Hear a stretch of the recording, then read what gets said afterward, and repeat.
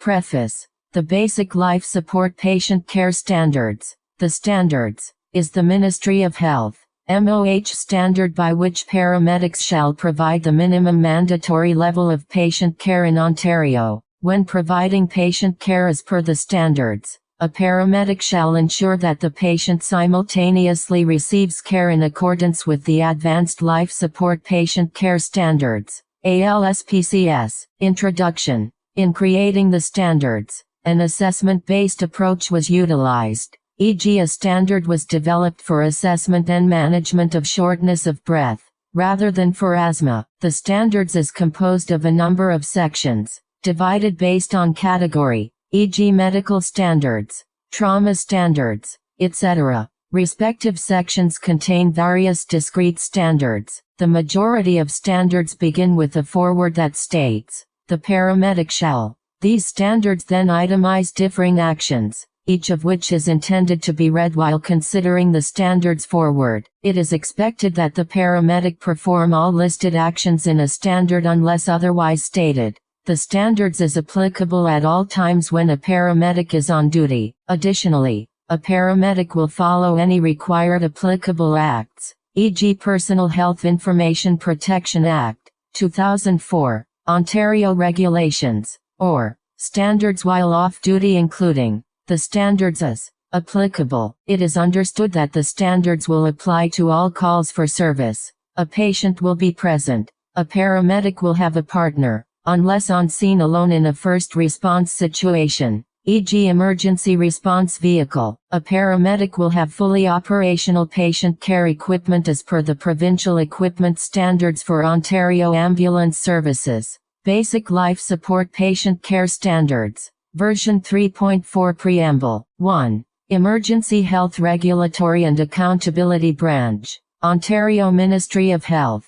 There may be circumstances and situations in which complying with the standards is not clinically justified, possible or prudent as a result of extenuating circumstances. Paramedics shall use all knowledge, training, skill and clinical judgment to mitigate any extenuating circumstances. Paramedics shall document in accordance with the Ontario Ambulance Documentation Standards and the Ambulance Call Report Completion Manual. Extenuating circumstances may include a scene, conditions be overwhelmed, resources e.g., multi-casualty incident c, equipment, failure d, safety, concerns e, patient, location f, distance, from receiving facility g, others, not specified, e.g. language barrier. Quality assurance. Ambulance service operators shall have a quality assurance program in place to oversee care provided by paramedics under the standards. Patient care models. As part of the progression of paramedicine, innovative models of care may be explored that will allow for alternate patient treatment and/or disposition. These patient care models require ministry authorization and, in many cases, medical directives. Paramedics shall assess and provide treatment to all patients in accordance with this standard when patients do not meet the parameters of locally approved patient care models or strategies. Research. Clinical research is fundamental to the practice of medicine and the development of safer, more effective treatment options for patients. At times, research protocols require Basic Life Support Patient Care Standards. Version 3.4 Preamble 2. Emergency Health Regulatory and Accountability Branch. Ontario Ministry of Health. Temporary changes to patient care standards. Changes to patient care standards will be approved and introduced by the MOH. Definitions. For the purposes of the standards, the following definitions apply. Paramedic.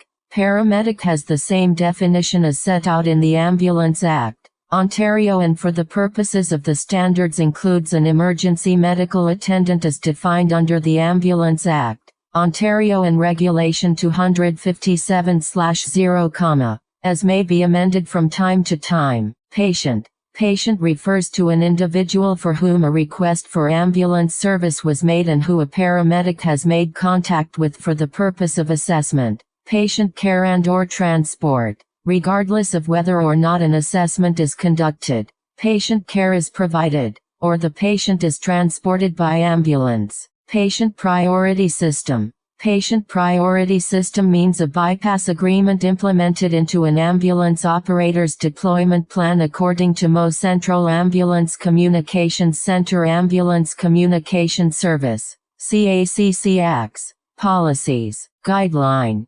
General statements intended to provide information and guidance with respect to formulation of working assessments, or directing principles of preferred practices applicable to specific clinical circumstances where a standard is not feasible or practical. Basic Life Support Patient Care Standards, version 3.4 Preamble 3, Section 1 General Standard of Care, Emergency Health Regulatory and Accountability Branch, Ontario Ministry of Health, Section 1 General Standard of Care, Paramedic Conduct Standard, Paramedic Conduct.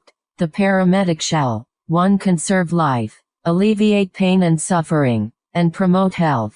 2. Protect and maintain the patient's safety, dignity and privacy. 3. Provide care based on human need with respect for human dignity. 4. Demonstrate empathy and compassion for patients and their families. 5. Provide patient care until it is no longer required or until another appropriately qualified health care professional has accepted responsibility for patient care. 6. Discharge his/her duties with honesty, diligence, efficiency and integrity. 7. Conduct and present oneself in such a manner so as to encourage and merit the respect of the public for members of the paramedic profession. 8. Attempt to establish and maintain good working relationships with other professional colleagues and the public. 9. Assume responsibility for personal and professional development, including quality assurance initiatives such as reporting patient safety incidents.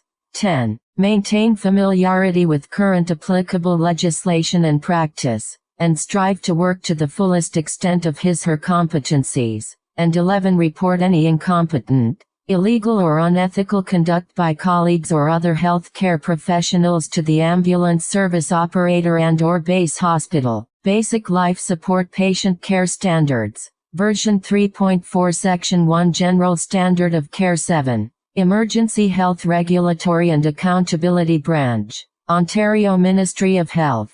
Paramedic misconduct. The paramedic shall not 1. Practice beyond his/her level of certification. 2. Refuse or neglect to serve persons requiring services that are part of the normal performance of his/her duties.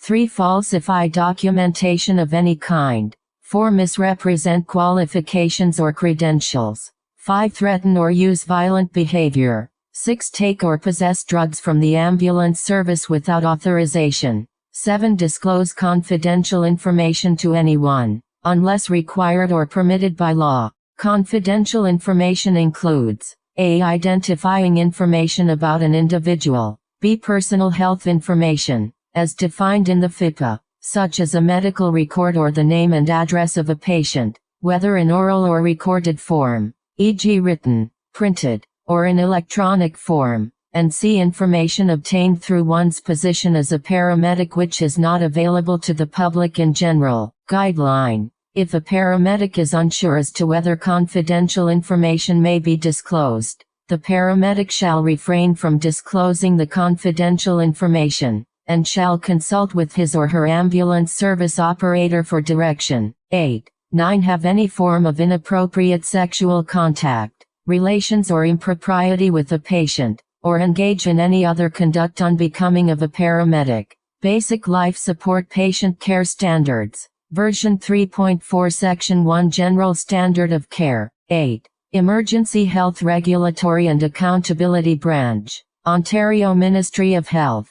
General Measures Standard. The paramedic shall 1. On receipt of a call, confirm call information with the CACC Acts. 2. Use an appropriate route and speed while operating the ambulance. Adhere to approved driving and occupant restraint policies and practices, and operate the ambulance and utilize ambulance emergency warning systems in a responsible manner. 3. On arrival at the scene, perform an assessment of the environment, park the ambulance in a safe place, as close to the point of patient contact as possible, and identify routes of access and egress. 4. Ensure the call environment is safe with no danger to self or others.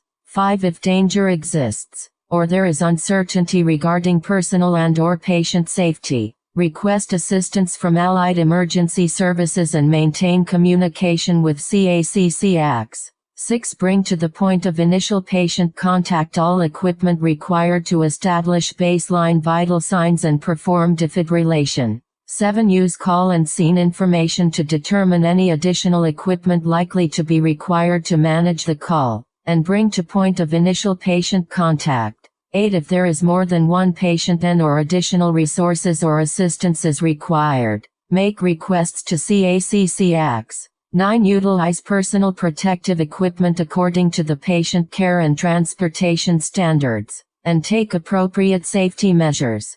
10. Identify and introduce themselves to the patient and others as appropriate. 11. Obtain consent for patient care as per the Health Care Consent Act, 1996. Ontario. 12. Use proper, effective communication techniques to establish patient trust. 13. Protect the patient from hazards and exposure to adverse environmental conditions. 14. For scene responses involving hazardous materials, reference the Transport Canada Emergency Response Guidebook. 15. Ensure safe use and disposal of equipment, e.g. sharps. And 16. Perform hand hygiene as per the patient care and transportation standards. Basic Life Support Patient Care Standards. Version 3.4 Section 1 General Standard of Care. 9. Emergency Health Regulatory and Accountability Branch. Ontario Ministry of Health. Patient Assessment Standard. The paramedic shall 1. Assume the existence of serious, potentially life, limb and/or function-threatening conditions. 2. Make scene observations relevant to the patient's status. 3. Seek medical information tags. 4. Attempt to determine the patient's name, sex, age, or approximate, and weight, or approximate. 5. Make reasonable attempts to seek other forms of patient identification, if required. 6. Determine the patient's chief complaint. 7. Immediately on patient contact perform the primary survey by A. Noting the patient's general appearance, degree of distress and CTAS, arrive patient, as per the pre-hospital CTAS paramedic guide. B. Where applicable, ensure C-. Spine precautions as indicated by the spinal motion restriction, SMR standard. C. Assessing airway patency, breathing, circulation and level of consciousness and identifying critical findings, i.e. look for and if possible, quickly expose obvious or suspected external hemorrhage and injury sites. N. D. Upon identifying absent inadequate airway, breathing, circulation or any other life-threatening concerns, perform critical interventions as per the patient management standard. 8. Determine history of present illness or incident, including treatment prior to arrival. 9. Determine the patient's symptoms, allergies, past medical history and medications. 10. Determine the patient's compliance with prescribed medications. 11. Initiate rapid transport and perform further assessment and management en route, if the paramedic determines that the patient meets the criteria listed in the Load and Go Patient Standard. Basic Life Support Patient Care Standards. Version 3.4 Section 1 General Standard of Care. 10. Emergency Health Regulatory and Accountability Branch. Ontario Ministry of Health. 12. 13. 14. Unless the patient requires immediate intervention or meets the Load and Go Patient Standard, the paramedic shall establish baseline vital signs, which include A. Heart rate, B. Respiration rate, C. Blood pressure, BP, D. Pulse oximetry, SpO2, E. Glasgow Coma Scale, G. CSF, pupils and G. Skin color and condition. Auscultate the patient's lungs for air entry and adventitious sounds, e.g., wheezes, crackles. If the patient is exhibiting signs or symptoms of cardiovascular, respiratory or neurological compromise, initiate cardiac monitoring. If the patient is exhibiting signs or symptoms of cardiovascular, respiratory or neurological compromise. Guideline. The following types of calls typically warrant a cardiac monitor. All vital signs absent VSA, Patients except those who are obviously dead as per the deceased patient standard. Unconscious or altered level of consciousness, collapse or syncope, suspected cardiac ischemia, moderate to severe shortness of breath, cerebrovascular accident, CVA, comet overdose, major or multi-system trauma, electrocution, submersion injury, hypothermia, heat exhaustion or heat illness, abnormal vital signs as per the ALSPCS.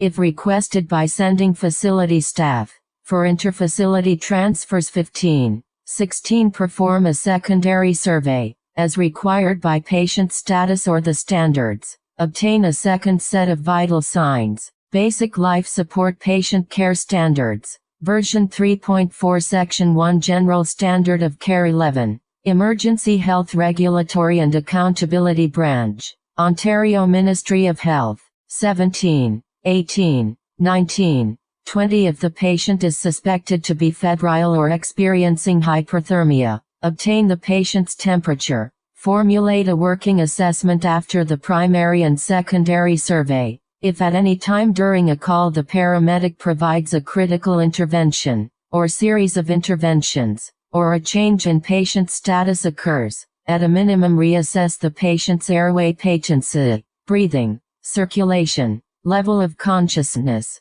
and consider further patient assessment or management, and reassess vital signs relevant to patient condition status, A. every 30 minutes at a minimum, and B. more frequently, as required by patient condition, changes to patient status, or the standards. Basic Life Support Patient Care Standards. Version 3.4 Section 1 General Standard of Care 12. Emergency Health Regulatory and Accountability Branch. Ontario Ministry of Health. Patient Management Standard. The paramedic shall, 1. If the patient is vital signs absent, VSA and meets obvious death criteria as per the deceased patient standard, follow the procedures outlined within the deceased patient standard. 2. If the patient has an MOH, do not resuscitate. DNR confirmation form. Refer to the do not resuscitate DNR standard. 3. Perform appropriate critical interventions to establish, improve and maintain airway patency, ventilation and circulation, which include A. Protecting C-spine if C-spine precautions are indicated by the spinal motion restriction, SMR standard. B. Initiating cardiopulmonary resuscitation CPR as per current Heart and Stroke Foundation of Canada guidelines and as per the cardiac arrest standards. If the patient is VSA, perform appropriate cardiac arrest medical directives as outlined in the ALSPCS. C. Clearing airway obstructions as per the airway obstruction standard, with attention to suctioning of saliva, blood and vomit where necessary. D. Ventilating or assisting ventilations as per the respiratory failure standard or shortness of breath standard. And E. Controlling trauma-related external hemorrhage as per the soft tissue injuries standard, or as specified in other standards for both trauma and non-trauma related conditions. 4. Administer oxygen therapy as per the oxygen therapy standard.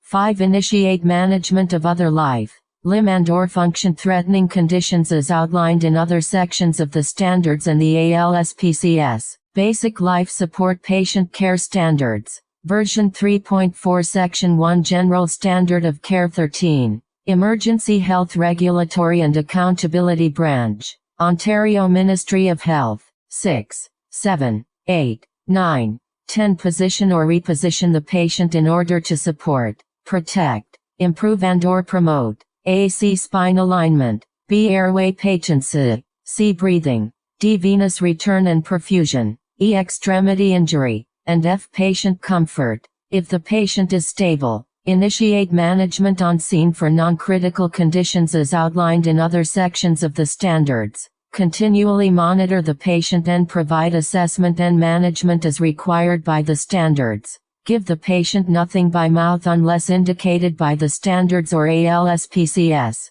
and ensure the patient maintains a comfortable temperature, or as required by the standards. Basic Life Support Patient Care Standards. Version 3.4 Section 1 General Standard of Care 14. Emergency Health Regulatory and Accountability Branch, Ontario Ministry of Health. Patient Transport Standard. The paramedic shall 1. Determine CTAS level. CTAS depart scene, as per pre-hospital CTAS paramedic guide. 2. Make a decision regarding the appropriate receiving health care facility and initiate transport of the patient as confirmed or directed by an ambulance communications officer, ACO. 3. If confirmation or direction cannot be obtained from an ACO, transport to the closest or most appropriate hospital capable of providing the medical care apparently required by the patient. 4. Collect and transport all relevant patient medications, record of medications, and any other relevant identification and medical records, as necessary, for review by receiving facility staff. 5. For interfacility transfers where the patient's current care requirements, or reasonably anticipated care requirements, exceed the paramedic's level of certification, request that a medically responsible escort be provided by the sending facility. Guideline. For interfacility transfers, obtain the following information and/or transfer documents, when available. Name of sending physician, verbal and/or written treatment orders from the sending physician.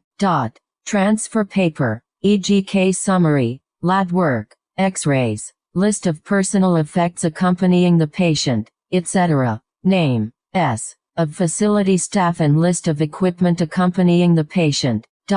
Name of receiving facility and receiving physician. 6. 7. For all CTAS 1 and 2 patients, move the patient to the stretcher using the most appropriate lift or carry. For all CTAS 1 and 2 patients, transport the patient to and from the ambulance on the stretcher. Basic Life Support Patient Care Standards. Version 3.4 Section 1 General Standard of Care 15. Emergency Health Regulatory and Accountability Branch, Ontario Ministry of Health. 8, 9, 10, 11, 12, 13, 14. For all CTAS 3-5 patients, transport the patient to and from the ambulance using the appropriate lift, carry or ambulatory assistance with respect to the situation, the patient's clinical condition, or for patient comfort. In cases of interfacility transfers, transport the patient to and from the ambulance on the stretcher. Ensure the patient,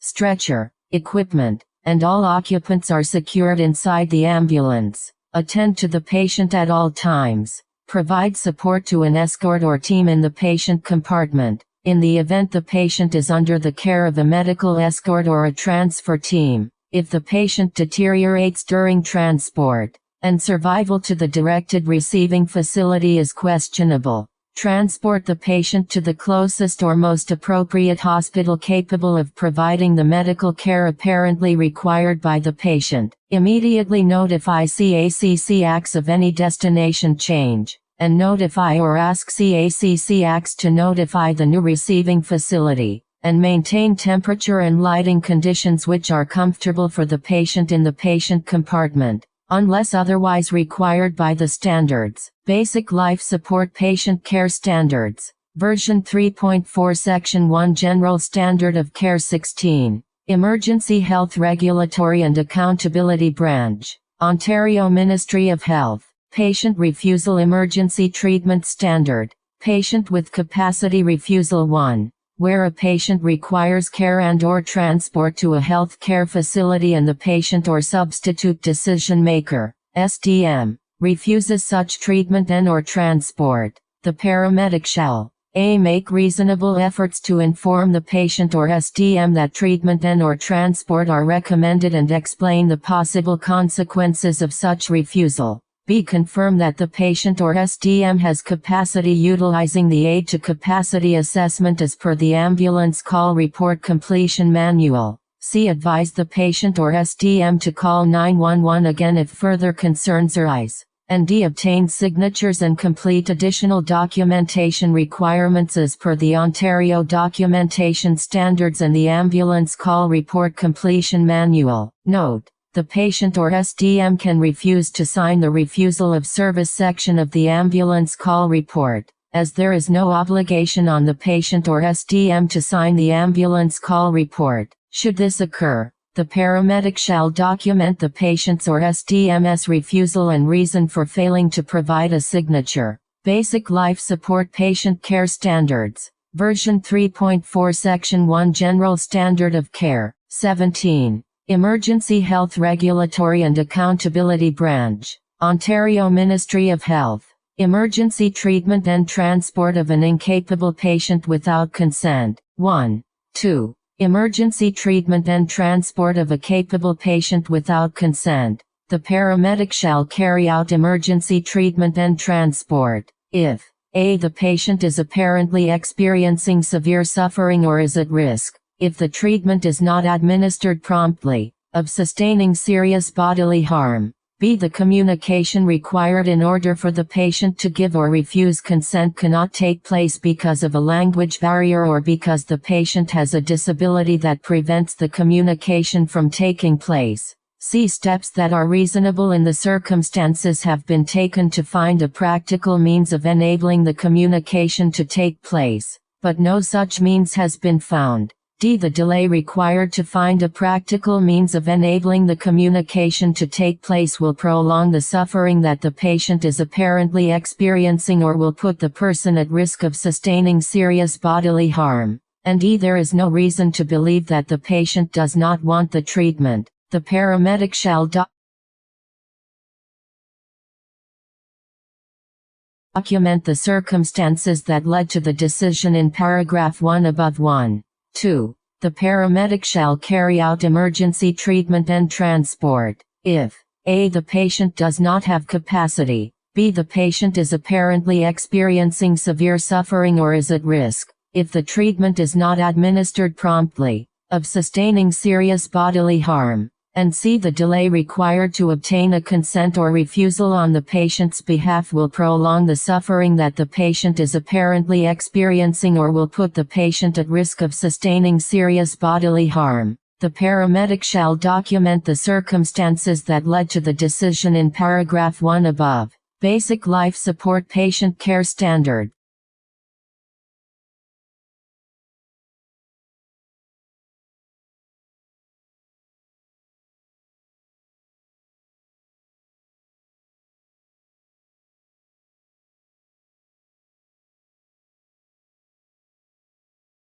Version 3.4 Section 1 General Standard of Care. 18. Emergency Health Regulatory and Accountability Branch. Ontario Ministry of Health.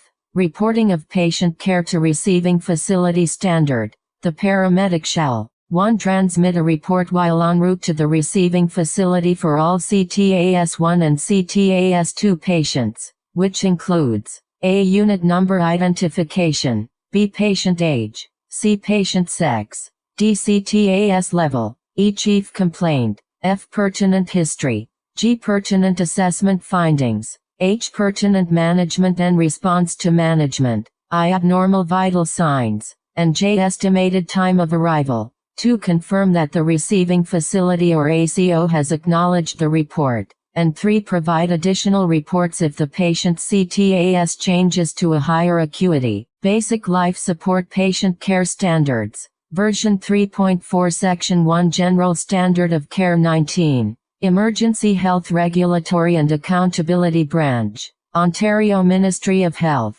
Patch to Base Hospital Physician Standard. The paramedic shall 1. Initiate a patch as required by the standards or the ALSPCS. 2. Initiate a patch where there is uncertainty about the appropriateness of a standard or when further direction is desired. 3. During the patch, A. State his/her level of certification. B. Provide a report which includes the information necessary to convey the patient's condition, situation, or circumstance which requires physician input. C. Provide all other information as requested by the physician. And D. Confirm direction, authorization and orders given. And 4. Document as per the Ontario Ambulance Documentation Standards and the Ambulance Call Report Completion Manual. Basic Life Support Patient Care Standards. Version 3.4 Section 1 General Standard of Care. 20. Emergency Health Regulatory and Accountability Branch.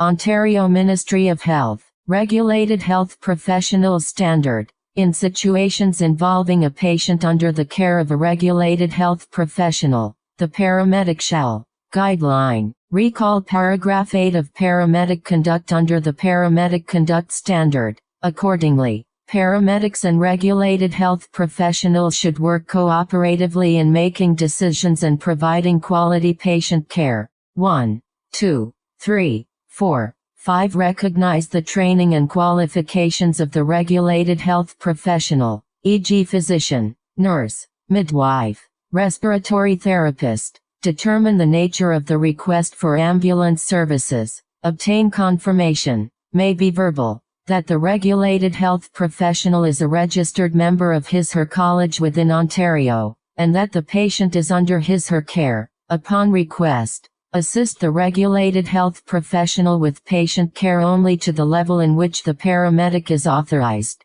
and in conjunction with the documentation of patient care standard. Document on the ambulance call report. A. The name of the regulated health professional. B. The type of regulated health professional. And C. Any care provided by the regulated health professional. Basic Life Support Patient Care Standards. Version 3.4 Section 1 General Standard of Care 21. Emergency Health Regulatory and Accountability Branch.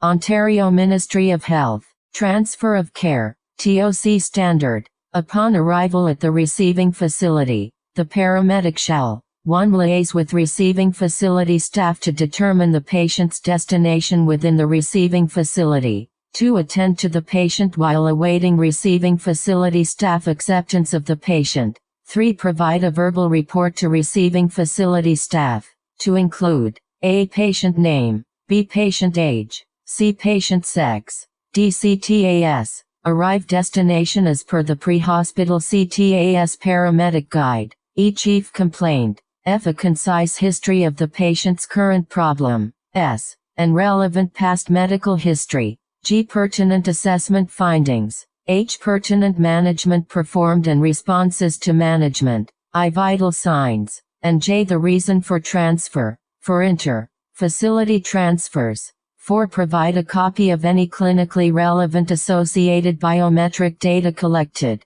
5. If it appears likely there will be a prolonged delay in accepting the patient, A. Advise CACCX. B. Advise receiving facility if the patient's status deteriorates. C. Seek further assistance from the ambulance service operator. And/or D. For interfacility transfers. Request receiving staff to attempt to contact the sending physician or the patient's family physician. 6. Transfer the patient, from the stretcher where applicable, to the receiving facility. 7. Transfer any patient medications, record of medications, other relevant identification and medical records, and any other belongings to the receiving facility, if not already done. Basic Life Support Patient Care Standards. Version 3.4 Section 1 General Standard of Care 22. Emergency Health Regulatory and Accountability Branch. Ontario Ministry of Health. 8. 9. Consider transfer of care complete upon completion of paragraphs 1-7 above and when the patient is no longer dependent on ambulance service resources, excluding equipment that is being left with the patient, e.g. spinal board, and transfer documentation to the receiving facility as per the Ontario Ambulance Service Documentation Standards. Basic Life Support Patient Care Standards. Version 3.4 Section 1 General Standard of Care 23. Emergency Health Regulatory and Accountability Branch. Ontario Ministry of Health. Documentation of Patient Care Standard. The paramedic shall 1. Complete documentation as per the Ontario Ambulance Documentation Standards and the Ambulance Call Report Completion Manual. 2. Document clinical response to treatment and procedures performed. 3. Document all instances of threatened violence on the ambulance call report. And 4. For interfacility transfers, document A. Pertinent patient history and care information. B. Receipt of transfer papers e.g. case summary, treatment orders, lab work, x-rays, list of personal effects or patient's personal belongings, and C. Name,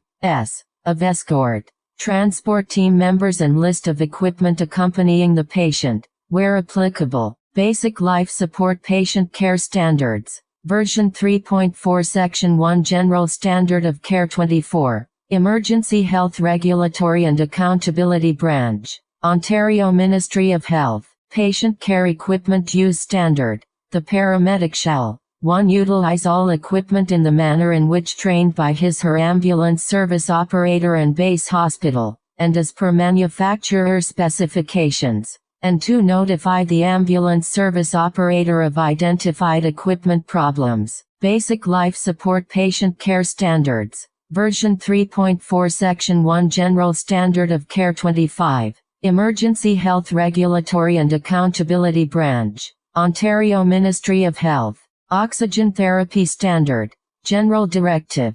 The paramedic shall 1. Administer oxygen therapy using an oxygen delivery system and flow rate to attempt to maintain a patient's oxygen saturation between 92 and 96%, as measured by SpO2, unless specified otherwise in the standards. 2. Continuously administer high-concentration oxygen for patients who have A. Confirmed or suspected carbon monoxide or cyanide toxicity or noxious gas exposure. B. Upper airway burns. C. Scuba diving related disorders. D. Ongoing cardiopulmonary arrest. E. Complete airway obstruction. And/or F. Sickle cell anemia with suspected vaso-occlusive crisis. And 3. If pulse oximetry equipment is not functioning or not providing an interpretable waveform, administer high-concentration oxygen to all patients specified in paragraph 2 above, as well as those with critical findings, which include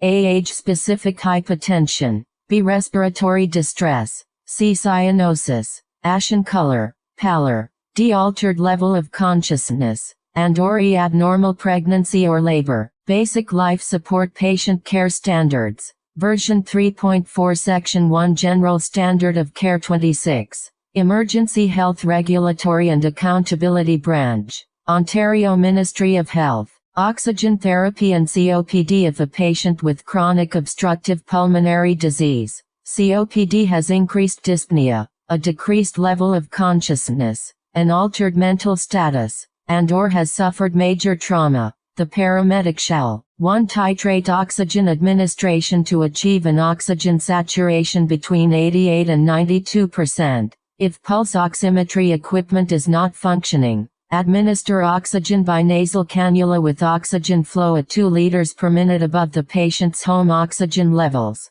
or 2 liters per minute if patient is not on home oxygen. To reassess the vital signs approximately every 10 minutes. 3. Maintain oxygen flow rate at that level, if the patient's status improves. 4. Increase oxygen by increments of 2 liters per minute above starting level approximately every 2 to 3 minutes if the patient's status deteriorates or the patient indicates they feel worse. And 5. Be prepared to ventilate. Basic Life Support Patient Care Standards. Version 3.4 Section 1 General Standard of Care 27. Emergency Health Regulatory and Accountability Branch. Ontario Ministry of Health. Field Trauma Triage Standard. Definitions. For the purposes of the Field Trauma Triage Standard, regionally designated equivalent hospital means an appropriately resourced hospital facility as defined by the Regional Trauma Network of Critical Care Services Ontario and included in a local PPS. Transport time means the time from scene departure to time of arrival at destination. General Directive. The paramedic shall follow the procedure below when conducting field triage of patients injured by a traumatic mechanism or who show evidence of trauma. The paramedic shall also use this standard to assess the clinical criteria, i.e. to determine if the patient meets the clinical criteria, as required by the Air Ambulance Utilization Standard. The paramedic shall consider using the trauma termination of resuscitation, TOR, contained in the Trauma Cardiac Arrest Medical Directive as per the ALSPCS. CACC Acts may authorize the transport once notified of the patient's need for redirect or transport under the Field Trauma Triage Standard. Procedure. The paramedic shall 1. Assess the patient to determine if he/she has one or more of the following physiological criteria. Step 1. A. Patient does not follow commands. B. Systolic blood pressure, 90 mmHg, or C. Respiratory rate, 10 or 30 breaths per minute or need for ventilatory support. 20 in infant aged 1 year. Basic Life Support Patient Care Standards. Version 3.4 Section 1 General Standard of Care 28. Emergency Health Regulatory and Accountability Branch. Ontario Ministry of Health. 2, 3, 4, 5, 6 If the patient meets the physiological criteria listed in paragraph 1 above, and the land transport time is estimated to be 30 minutes to a lead trauma hospital, LTH or regionally designated equivalent hospital, transport the patient directly to the LTH or regionally designated equivalent hospital. If the patient does not meet the criteria listed in paragraphs 1 and 2, assess the patient to determine if he/she has one or more of the following anatomical criteria. Step 2. A. Any penetrating injuries to head, neck, torso and extremities proximal to elbow or knee. B. Chest wall instability or deformity, e.g. flail chest. C. 2 or more proximal long bone fractures. D. Crushed, degloved, mangled or pulseless extremity. E. Amputation proximal to wrist or ankle. F. Pelvic fractures.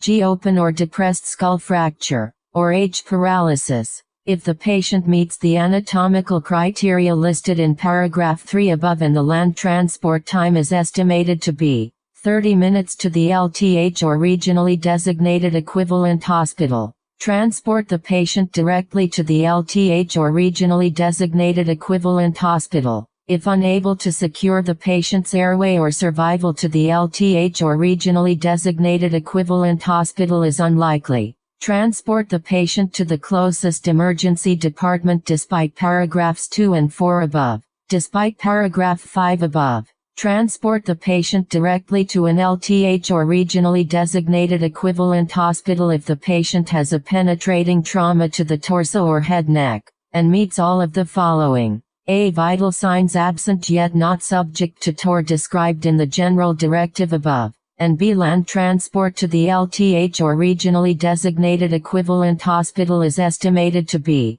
30 minutes. Basic Life Support Patient Care Standards. Version 3.4 Section 1 General Standard of Care 29. Emergency Health Regulatory and Accountability Branch. Ontario Ministry of Health. 7, 8, 9, 10 If the patient does not meet the physiological or anatomical criteria listed above, use the following criteria to determine if the patient may require other support services at the LTH or regionally designated equivalent hospital as a result of his/her traumatic mechanism of injury. Step 3. A. Falls. I. Adults. Falls 6 meters. 1 story is equal to 3 meters. 2. Children. Age 15. Falls 3 meters or 2 to 3 times the height of the child. B. High risk auto crash. I. Intrusion 0.3 meters. Occupant site 0.5 meters. Any site, including the roof. 2.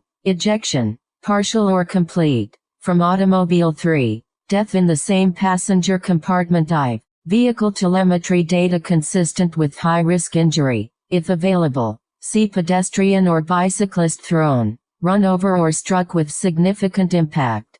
30 km per hour by an automobile. D. Motorcycle crash 30 km per hour. If the patient meets the mechanism of injury criteria listed in paragraph 7 above, and the land transport time is estimated to be 30 minutes to an LTH or regionally designated equivalent hospital, determine the need for patient transport to the LTH or regionally designated equivalent hospital, in conjunction with the physiological, anatomical, and mechanism of injury criteria listed above. Consider the following special criteria. Step 4. A. Age. I. Risk of injury death increases after age 55. 2. SBP 110 may represent shock after age 65. B. Anticoagulation and bleeding disorders. C. Burns. I. With trauma mechanism. Triage to LTH. D. Pregnancy 20 weeks. And if the patient meets any of the special criteria listed above, and the land transport time is estimated to be 30 minutes to an LTH or regionally designated equivalent hospital. Determine the need for patient transport to the LTH or regionally designated equivalent hospital. Note: the 30-minute transport time may be amended to up to 60 minutes as per an ambulance service PPS, but may not exceed 60 minutes. Basic Life Support Patient Care Standards. Version 3.4 Section 1 General Standard of Care. 30. Emergency Health Regulatory and Accountability Branch. Ontario Ministry of Health. Air Ambulance Utilization Standard.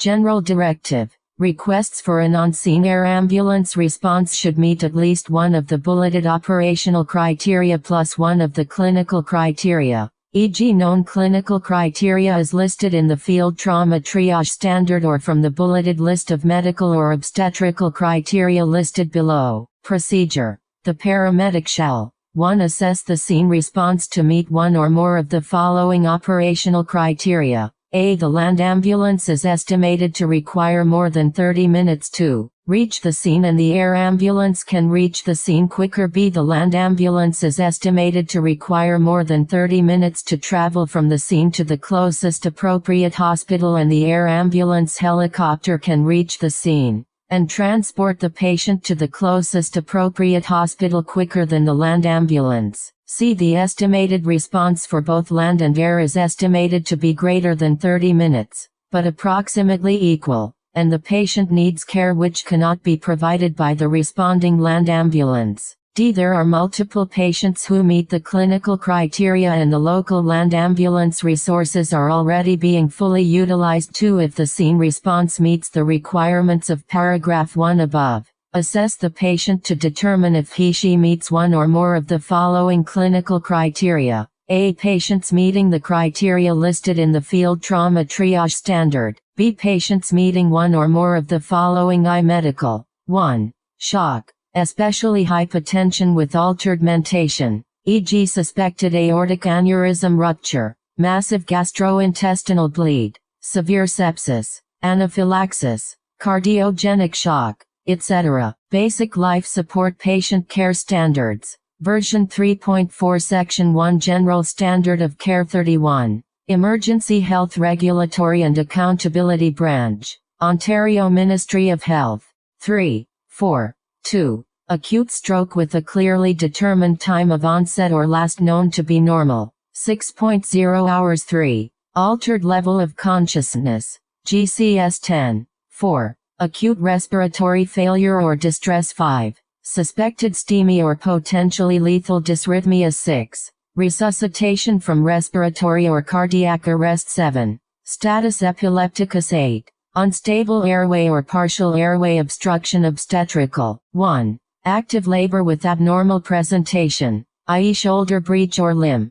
2. Multiple gestation and active labor. 3. Umbilical cord prolapse. 4. Significant vaginal bleeding, suspected placental abruption or placenta previa or ectopic pregnancy. In conjunction with the ACO, assess if an on-scene air ambulance helicopter is appropriate, based on A. The perceived severity of the reported injuries and without confirmation that the clinical criteria have been met, or B. The patient cannot reasonably be reached by land ambulance, e.g. sites without road access such as islands, geographically isolated places, etc. If the requirements listed in paragraph 2 or 3 above are met, request an on-scene air ambulance helicopter response. A. Provide the ACO with the information set out in operational and clinical criteria above, in order for the ACO to determine if an air ambulance response and transport will be quicker than land ambulance.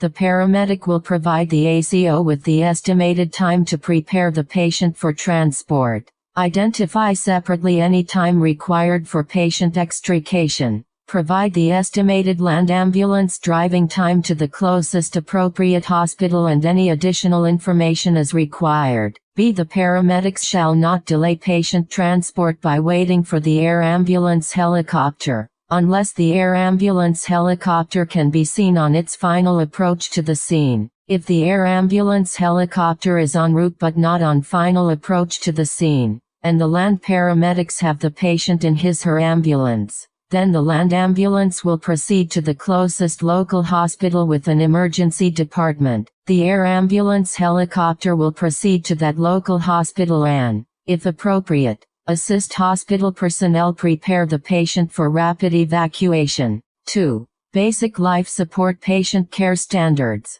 Version 3.4 Section 1 General Standard of Care 32. Emergency Health Regulatory and Accountability Branch. Ontario Ministry of Health.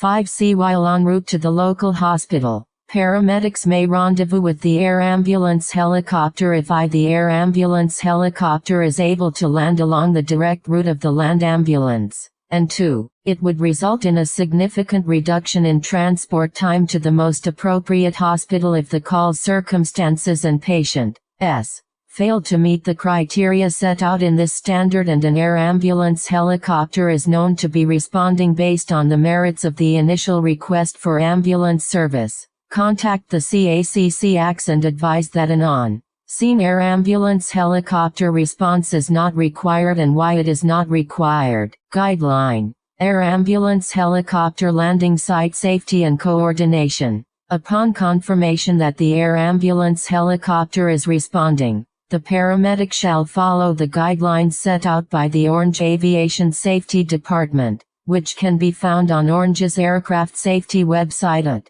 https://www.orangeair.ca/aircraft safety. Other use of air ambulance helicopter. Air ambulance helicopters are not permitted to respond to night calls which require a landing at a site other than night-licensed airports, helipads or night-approved remote landing sites. Air ambulance helicopters are not permitted to conduct search and rescue calls. In cases where a land ambulance can reach the patient's and an on-scene response by air ambulance helicopter is appropriate, the ACO will assign a land ambulance and continue the land response until the flight crew requests that the land ambulance be cancelled.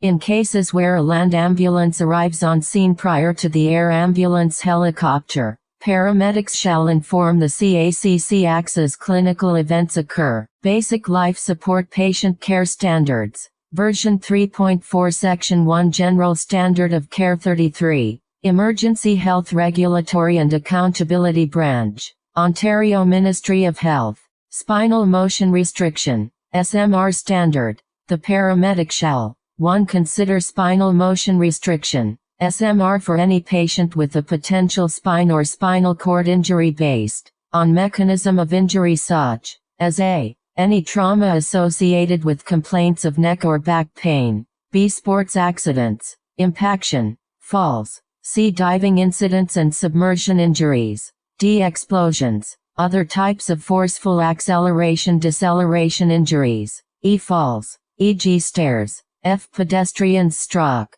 G. Electrocution. H. Lightning strikes. Or I. Penetrating trauma to the head, neck or torso. 2. If the patient meets the criteria listed in paragraph 1 above, determine if the patient exhibits any risk criteria, as follows. A. Neck or back pain. B. Spine tenderness. C. Neurologic signs or symptoms. D. Altered level of consciousness. E. Suspected drug or alcohol intoxication. F. A distracting painful injury. Any painful injury that may distract the patient from the pain of a spinal injury. G. Anatomic deformity of the spine. H. High energy mechanism of injury, such as I fall from elevation greater than 3 feet/5 stairs. 2. Axial load to the head, e.g. diving accidents. 3. High-speed motor vehicle collisions 100 km per hour. Rollover, ejection. I. Hit by bus or large truck. V. Motorized ATV recreational vehicles collision. Or V. Bicyclist struck or collision. Or I. Age 65 years old including falls from standing height. Basic Life Support Patient Care Standards. Version 3.4 Section 1 General Standard of Care 34. Emergency Health Regulatory and Accountability Branch. Ontario Ministry of Health.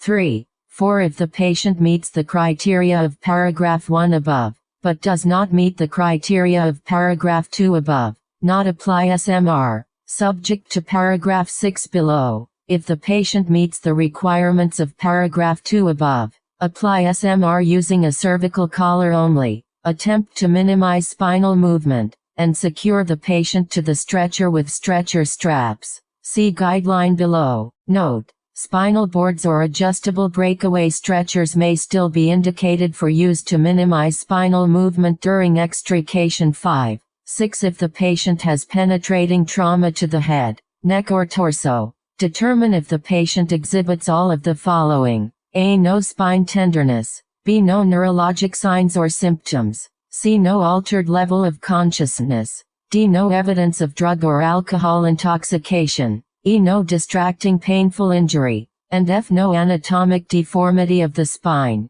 And notwithstanding paragraph 4 above, if the patient meets the criteria of paragraph 5, not apply SMR. Guideline. General. This standard does not allow the paramedic to clear the spine for blunt trauma patients. Rather, it identifies patients where the mechanism of injury in combination with and the absence of risk criteria mean a spine injury does not have to be considered.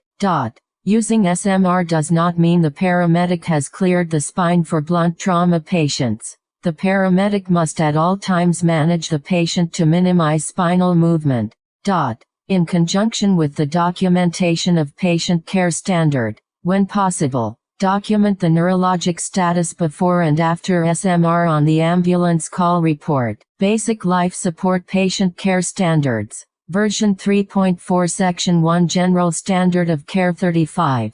Emergency Health Regulatory and Accountability Branch. Ontario Ministry of Health. Use of spinal boards. Spinal boards or adjustable breakaway stretchers should be considered primarily as extrication patient lifting devices. The goal should be to remove the patient from these devices as soon as it is safe to do so. If sufficient personnel are present, the patient should be log-rolled from the extrication device to the stretcher during loading of the patient or shortly after loading into the ambulance.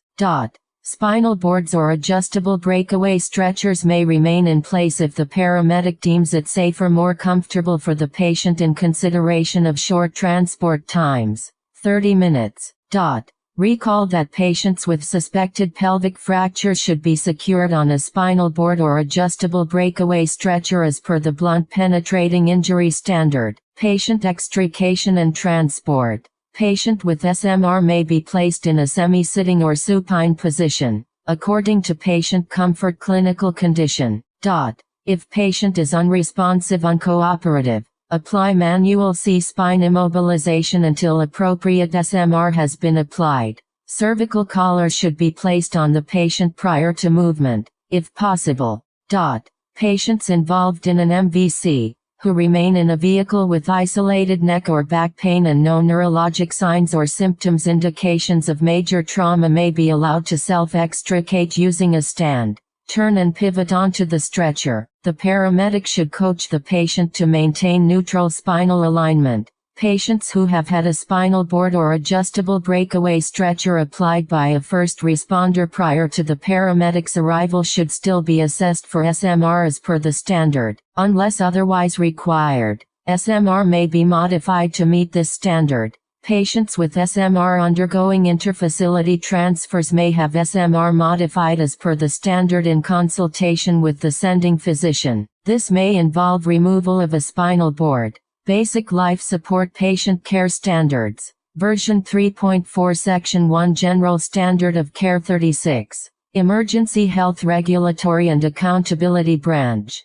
Ontario Ministry of Health. SMR and agitated patients. Patients who are markedly agitated, combative or confused may not be able to follow commands and cooperate with minimizing spinal movement. There may be rare circumstances in which attempts to apply SMR using a C-collar, spinal board or adjustable breakaway stretcher leads to an increase in patient agitation that constitutes a safety hazard to both the patient and the paramedic. In these situations, the paramedic shall apply SMR to the best of his/her ability and secure the patient to the stretcher with stretcher straps. In conjunction with the documentation of patient care standard, The paramedic shall clearly document the circumstances of the safety hazard and his/her resulting inability to apply SMR to the patient. Basic Life Support Patient Care Standards. Version 3.4 Section 1 General Standard of Care 37. Emergency Health Regulatory and Accountability Branch. Ontario Ministry of Health. Do not resuscitate. DNR Standard. In a situation where a paramedic obtains a valid MOH-DNR confirmation form, the paramedic shall follow the general directive set out below. Definitions. For purposes of the Do Not Resuscitate DNR Standard, cardiopulmonary resuscitation, CPR, an immediate application of life-saving measures to a person who has suffered sudden respiratory or cardiorespiratory arrest. These measures include but are not limited to basic or advanced cardiac life support interventions outlined in the ALSPCS such as 1. Chest compression 2. Defibrillation 3. Artificial ventilation 4. Insertion of an oropharyngeal, nasopharyngeal or supraglottic airway 5. Endotracheal intubation 6. Transcutaneous pacing 7. Advanced resuscitation drugs such as, but not limited to,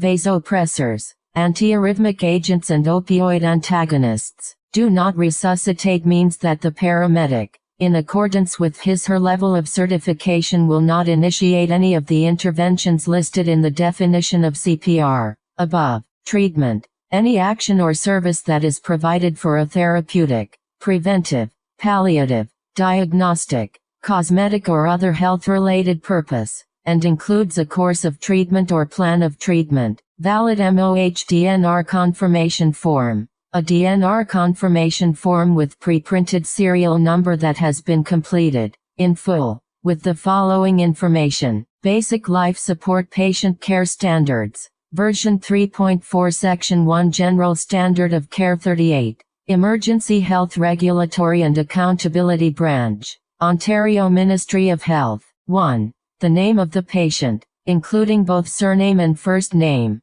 to whom the form applies to. A checkbox that has been checked to identify that one of the following conditions has been met. A current plan of treatment exists that reflects the patient's expressed wish when capable, or consent of the substitute decision maker when the patient is incapable, that CPR not be included in the patient's plan of treatment. B. The physician's current opinion is that CPR will almost certainly not benefit the patient and is not part of the plan of treatment, and the physician has discussed this with the capable patient or the substitute decision maker when the patient is incapable. 3. A checkbox that has been checked to identify the professional designation of the medical doctor, MD, registered practical nurse, RPN, registered nurse, RN, or registered nurse in the extended class, RNEC, who has signed the form. 4. Printed name of the MD,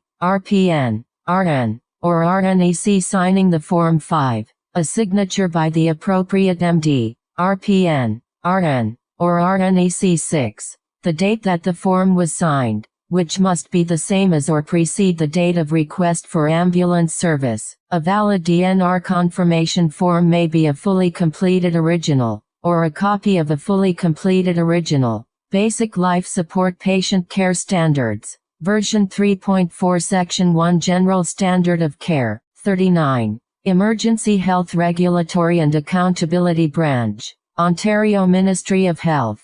General Directive. A paramedic, upon obtaining a valid MOH-DNR confirmation form and subject to paragraph 2 below, shall not initiate CPR, as per the definition above, on the patient in the event that the patient experiences respiratory or cardiorespiratory arrest, i.e., respirations and pulse are absent for at least 3 minutes from the time that respiratory or cardiac arrest was noted by the paramedic. A paramedic shall initiate CPR, as per the definition above, on a patient who has experienced respiratory or cardiorespiratory arrest when a. the patient with a valid MOH-DNR confirmation form appears to the paramedic to be capable and expresses clearly a wish to be resuscitated in the event that he/she experiences a respiratory or cardiac arrest, or B. The patient with a valid MOH-DNR confirmation form appears to the paramedic to be capable and expresses a wish to be resuscitated in the event that he/she experiences respiratory or cardiorespiratory arrest, but the request is vague, incomplete or ambiguous such that it is no longer clear what the wishes of the patient are. The paramedic shall provide patient management necessary to provide comfort or alleviate pain, as required by the patient's clinical condition. Once it has been determined that death has occurred, the paramedic shall A. Advise the CACC acts, and B. Follow the deceased patient standard. In conjunction with the documentation of patient care standard, the paramedic shall note and document the time at which the paramedic confirms the patient was deceased as per paragraph 1 above. 1, 2, 3, 4, 5. Basic Life Support Patient Care Standards. Version 3.4 Section 1 General Standard of Care 40. Emergency Health Regulatory and Accountability Branch. Ontario Ministry of Health. Sample MOH-DNR Confirmation Form. Basic Life Support Patient Care Standards. Version 3.4 Section 1 General Standard of Care 41. Emergency Health Regulatory and Accountability Branch. Ontario Ministry of Health. Deceased Patient Standard. Definitions. For the purposes of the Deceased Patient Standard, the following definitions apply. Deceased patient means a patient who is 1. Obviously dead. 2. The subject of a medical certificate of death, presented to the paramedic crew, in the form that is prescribed by the Vital Statistics Act, Ontario and that appears on its face to be completed and signed in accordance with that act. 3. Without vital signs and the subject of an MOH do not resuscitate. DNR confirmation form. 4. Without vital signs and the subject of a termination of resuscitation.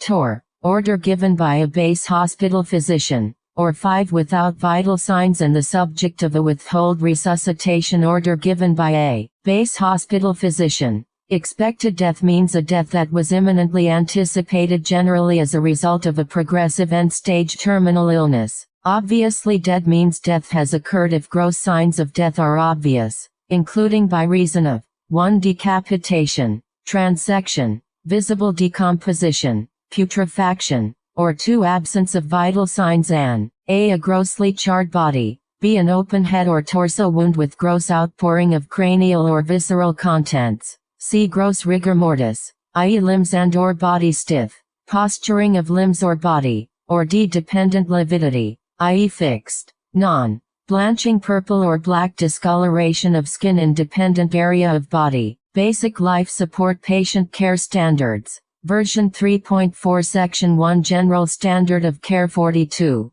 Emergency Health Regulatory and Accountability Branch. Ontario Ministry of Health. Palliative care team means a team of health care professionals who provide palliative care to a terminally patient ill. Responsible person means an adult who, in the reasonable belief of the paramedic, is capable to remain with the deceased patient and assume responsibility for the deceased patient. Termination of resuscitation. TOR. Order means an order given by a base hospital physician to a paramedic to stop resuscitation measures. Unexpected death means a death that was not imminently anticipated, e.g. traumatic deaths, deaths related to the environment, accidental deaths, and apparently natural deaths that are sudden and unexpected. Withhold resuscitation order means an order given by a base hospital physician to a paramedic to not initiate resuscitation measures. Procedure. In all cases of death,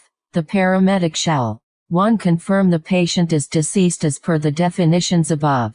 2. Ensure that the deceased patient is treated with respect and dignity. 3. Consider the needs of family members of the decedent and provide compassion-informed decision-making. 4. In cases of suspected foul play, follow the directions set out in the police notification standard. 5. If applicable, follow all directions issued by a coroner or a person appointed by a coroner or to whom a coroner has delegated any powers or authority pursuant to the Coroner's Act, Ontario. 6. If termination of resuscitation occurs in the ambulance en route to a health care facility, advise CACC acts to contact the coroner, and continue to the destination unless otherwise directed by CACC Acts. An Basic Life Support Patient Care Standards. Version 3.4 Section 1 General Standard of Care 43. Emergency Health Regulatory and Accountability Branch. Ontario Ministry of Health. 7 For cases of obvious death, note and document the time at which the paramedic confirms the patient was deceased as per the standards. In cases of unexpected death, 1 In the absence of police or a coroner on scene, the paramedic shall advise CACC Acts of the death, in which case CACC Acts shall notify the police or coroner. 2 If a coroner indicates that he/she will attend at the scene, the paramedic shall remain at the scene until the coroner arrives and assumes custody of the deceased patient. If the coroner indicates that he/she will not attend at the scene, the paramedic shall remain on the scene until the arrival of a person appointed by a coroner or to whom a coroner has delegated any powers or authority pursuant to the Coroner's Act. Ontario. 3 Notwithstanding paragraph 2 above, if police are present and have secured the scene, the paramedic may depart as soon as documentation has been completed or he/she is assigned to another call.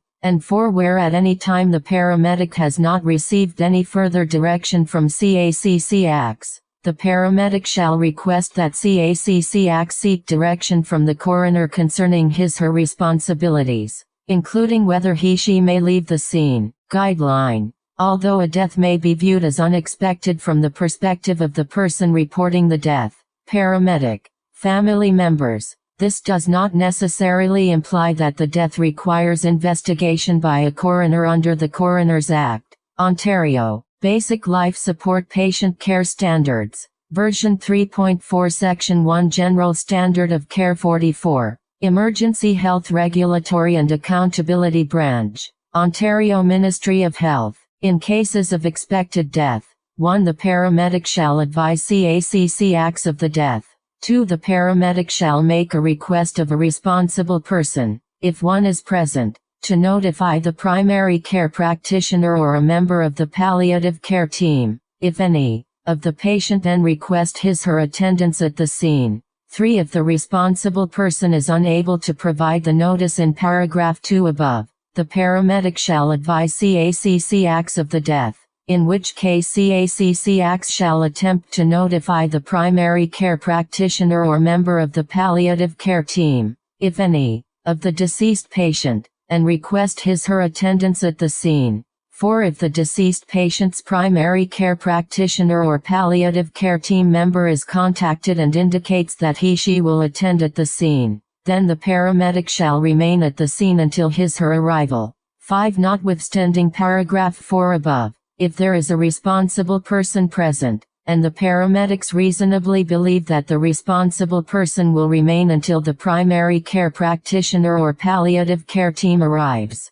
then the paramedic may depart as soon as all required documentation has been completed or he/she are assigned to another call. Alternatively, if the police are at the scene and are willing to remain until the arrival of the practitioner or palliative care team member, the paramedic may leave the scene. 6 If the primary care practitioner or palliative care team member cannot be contacted or if he/she is unable to attend, or there is no responsible person on scene, the paramedic crew shall advise CACC Acts, in which case CACC Acts shall notify the police or coroner of the death and that there is no one else at the scene who can take responsibility for the deceased patient. And 7 If requested by the coroner, the paramedic will provide the coroner with the circumstances of the death.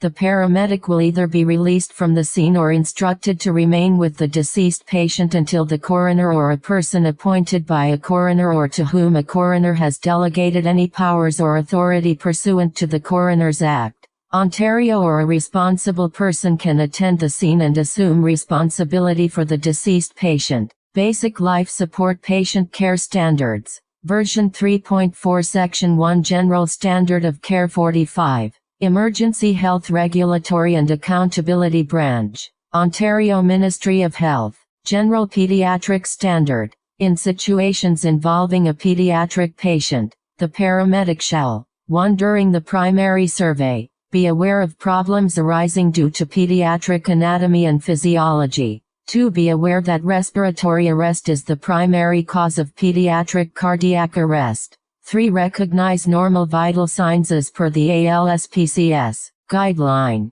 Recall that pediatric CTAS levels and GCS differ from those for adults. Determine CTAS as per the pre-hospital CTAS paramedic guide. 4. Consider assessments for A. Change in appetite. B. Change in behavior personality. C. Excessive drooling. D. For patients in diapers, decrease in number of wet diapers. E. Inconsolable crying or screaming. F. Lethargy. G. Patient positioning, e.g. tripoding. And H. Work of breathing. Guideline. Pediatric patients can present with atypical signs and symptoms and may deteriorate rapidly. Maintain a high index of suspicion when assessing pediatric patients. 5, 6, 7. If performing a full secondary survey, conduct from toe to head. Have caregivers present during patient care unless they are interfering with the care. And for infant patients, assess Fontenelle's Basic Life Support Patient Care Standards. Version 3.4 Section 1 General Standard of Care 46. Emergency Health Regulatory and Accountability Branch. Ontario Ministry of Health. Guideline when handling an infant patient. Ensure that proper support is provided to the head and neck. Basic Life Support Patient Care Standards. Version 3.4 Section 1 General Standard of Care. 47. Emergency Health Regulatory and Accountability Branch. Ontario Ministry of Health. Child in Need of Protection Standard. Definitions. For the purposes of the Child in Need of Protection Standard, the following definitions apply. Child in need of protection means a child who is or who appears to be suffering from abuse and/or neglect. Section 72 of the Child and Family Services Act, Ontario details circumstances for concern, i.e. physical, sexual, or emotional abuse, neglect, or risk of harm. Duty to report means the requirement to promptly report any reasonable suspicion that a child is or may be in need of protection directly to a Children's Aid Society, CAS. Reasonable grounds refers to the information that an average person, using normal and honest judgment, would need in order to decide to report. General directive. In situations where the paramedic has reasonable grounds to believe that the patient is a child who is or may be in need of protection, the paramedic shall 1. Ensure the patient is not left alone. 2. Request police assistance at the scene when it is believed that the patient is at risk of imminent harm. Guideline. The following types of pediatric problems are noteworthy for specific attention when a paramedic is determining if the patient may be a child in need of protection. Basic Life Support Patient Care Standards. Version 3.4 Section 1 General Standard of Care 48. Emergency Health Regulatory and Accountability Branch. Ontario Ministry of Health. Submersion injury, all burns, accidental ingestions, poisoning, other types of in-home injuries, e.g. falls. Scene observations which may prompt consideration that the patient is a child in need of protection include household siblings dirty, unkempt, and/or in disarray, evidence of violence, e.g. overturned or broken furniture, animal pet abuse, evidence of substance abuse, e.g. empty liquor bottles, drug paraphernalia. Physical signs which may prompt consideration that the patient is a child in need of protection include gross or multiple deformities which are incompatible with the incident history, especially in a child under 2 years of age who is developmentally incapable of sustaining this type of injury, multiple new and/or old bruises which have not been reported, or which have been reported as all being new, distinctive marks or burns, e.g. belt, hand imprint, cigarette burns. Bruises in unusual areas, chest, abdomen, genitals, buttocks. Burns in unusual areas, buttocks, genitals, soles of feet. Signs of long-standing physical neglect, e.g. dirty, malodorous skin, hair and clothing, severe diaper rash, uncut dirty fingernails. Signs of malnutrition, slack skin folds, extreme pallor, dull thin hair, dehydration. Signs of shaking syndrome. Hemorrhages over the whites of the eyes, hand or fingerprints on the neck, upper arms or shoulders. Signs of head injury unrelated to the incident history. 3. Obtain as clear a history of the incident as possible, with no display of personal curiosity. Attempt to determine a. the validity of the history provided. Consider if the patient may be a child in need of protection. If I. the story changes frequently or parents' stories differ. 2. The parents are vague about what happened or blame each other. Basic Life Support Patient Care Standards. Version 3.4 Section 1 General Standard of Care 49. Emergency Health Regulatory and Accountability Branch. Ontario Ministry of Health. 4, 5, 6. 3. The nature of the injury appears to be inconsistent or improbable with the explanation provided. I. The mechanism of injury is obviously beyond the developmental capabilities of the child. V. There has been prolonged, unexplained delay in seeking treatment. Or V. There is a history of recurrent injuries. B. Interaction, or lack thereof, between parents caretakers and between parents and child. E.g. the parents are openly hostile, the child is inappropriately fearful, or the child is avoiding the parents or clinging to one parent and avoiding the other. The child may also paradoxically protect the abusive party, either out of fear of losing a parent or because of verbal threats to keep quiet. See appropriateness of parental caretaker response to the child's injury and/or emotional distress, e.g. lack of concern, lack of physical comforting, anger inappropriately directed towards the child, and D. Appropriateness of child's behavior relevant to the situation injury, e.g. inappropriate fear, indifference, lack of emotion. Make no accusations, make no comments about your suspicions in front of the parents or bystanders. Transport the child in all cases, and report suspicions to the receiving hospital and complete the duty to report to the CAS. Guideline. The duty to report overrides any other provincial statute, including any provisions that would otherwise prohibit someone from making a disclosure, i.e. FIPA. The failure to report a suspicion in the circumstances set out in the Child and Family Services Act, Ontario is an offence under that act. Paramedics should be aware that the duty to report under the Child and Family Services Act, Ontario extends to any child he/she encounters in his/her professional duties and is not limited to the person's requesting 911 services. Basic Life Support Patient Care Standards. Version 3.4 Section 1 General Standard of Care 50. Emergency Health Regulatory and Accountability Branch. Ontario Ministry of Health. General Geriatric Standard. In situations involving a geriatric patient, the paramedic shall 1. Assume that all geriatric patients are capable of normal hearing, sight, speech, mobility and mental function unless information is provided to the contrary. Guideline. Geriatric patients can present with atypical signs and symptoms and may have comorbidities. Diminished responses to pain, infection, heat-cold may lead the patient and the paramedic to underestimate the severity of the illness injury. Geriatric patients are susceptible to skin tearing, abrasions, and bruising. Use caution when handling the patient.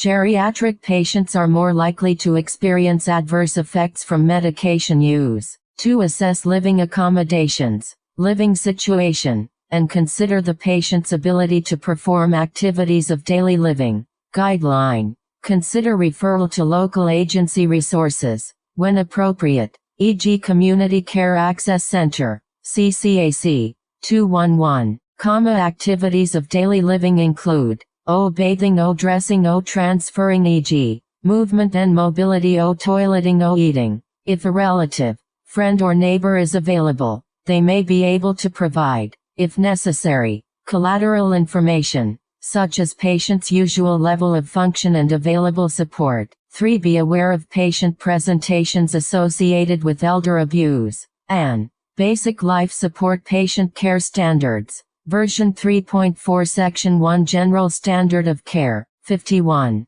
Emergency Health Regulatory and Accountability Branch. Ontario Ministry of Health. Guideline forms of elder abuse include financial abuse, Psychological abuse. Physical abuse. Sexual abuse. Neglect. 4 If elder abuse is suspected, A. And police not on scene, offer to contact police, and B. Alert receiving facility staff. Basic Life Support Patient Care Standards. Version 3.4 Section 1 General Standard of Care 52. Emergency Health Regulatory and Accountability Branch. Ontario Ministry of Health. Mental Health Standard. In situations involving a patient with an emotional disturbance, e.g. erratic behavior, the paramedic shall 1. Consider underlying organic disorders. 2. Give particular attention to personal safety as per the General Measures Standard.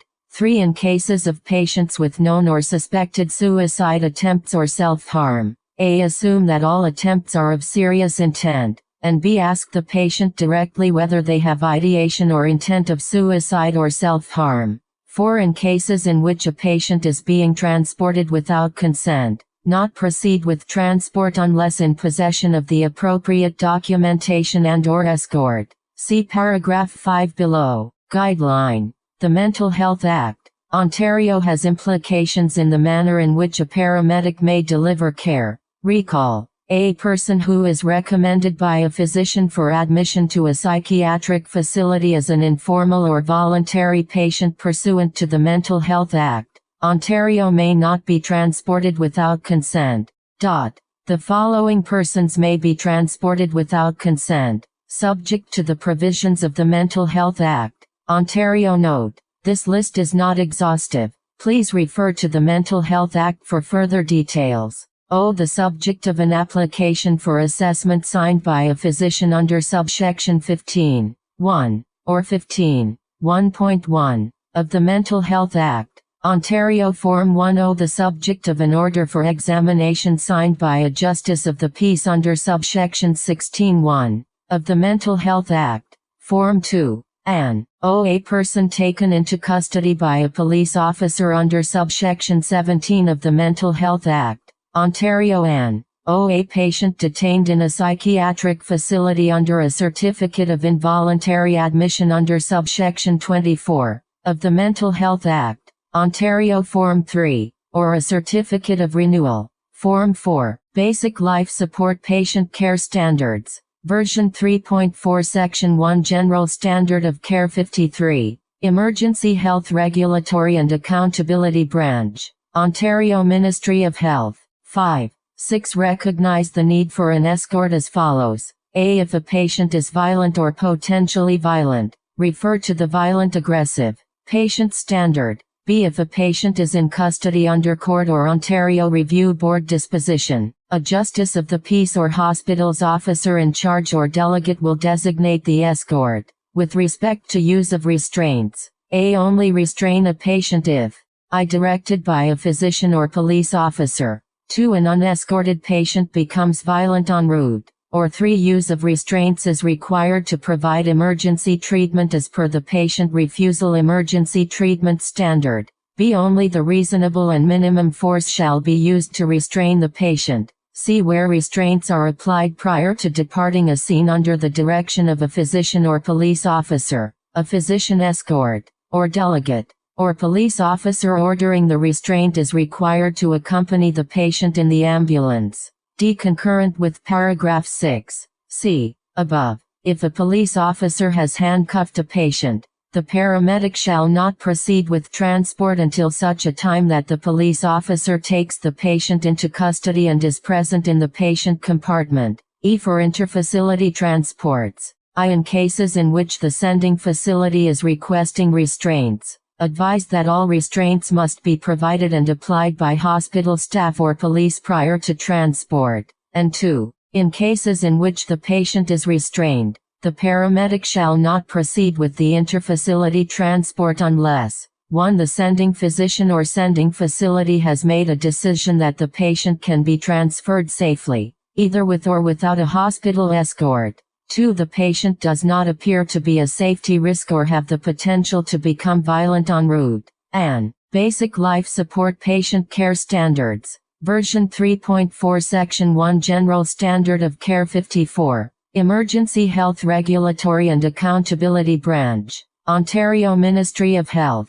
F3. The paramedic feels comfortable with the decision that the patient does not appear to be a safety risk or who has the potential to become violent en route. And, if the patient is restrained, document the following on the ambulance call report, in conjunction with the requirements outlined in the documentation of patient care standard. I. That the patient was restrained. 2. A description of the patient's behavior that required that he/she be restrained or continue to be restrained. 3. A description of the means of restraint, including the method of restraint. I. The person, e.g. physician, police officer or paramedic ordering restraint. V. The position of the patient during restraint. And V. The clinical response to restraint. An guideline. Restrained patients are more susceptible to rapid deterioration. Maintain a high index of suspicion for all restrained patients. 7. Not transport a patient in the prone position.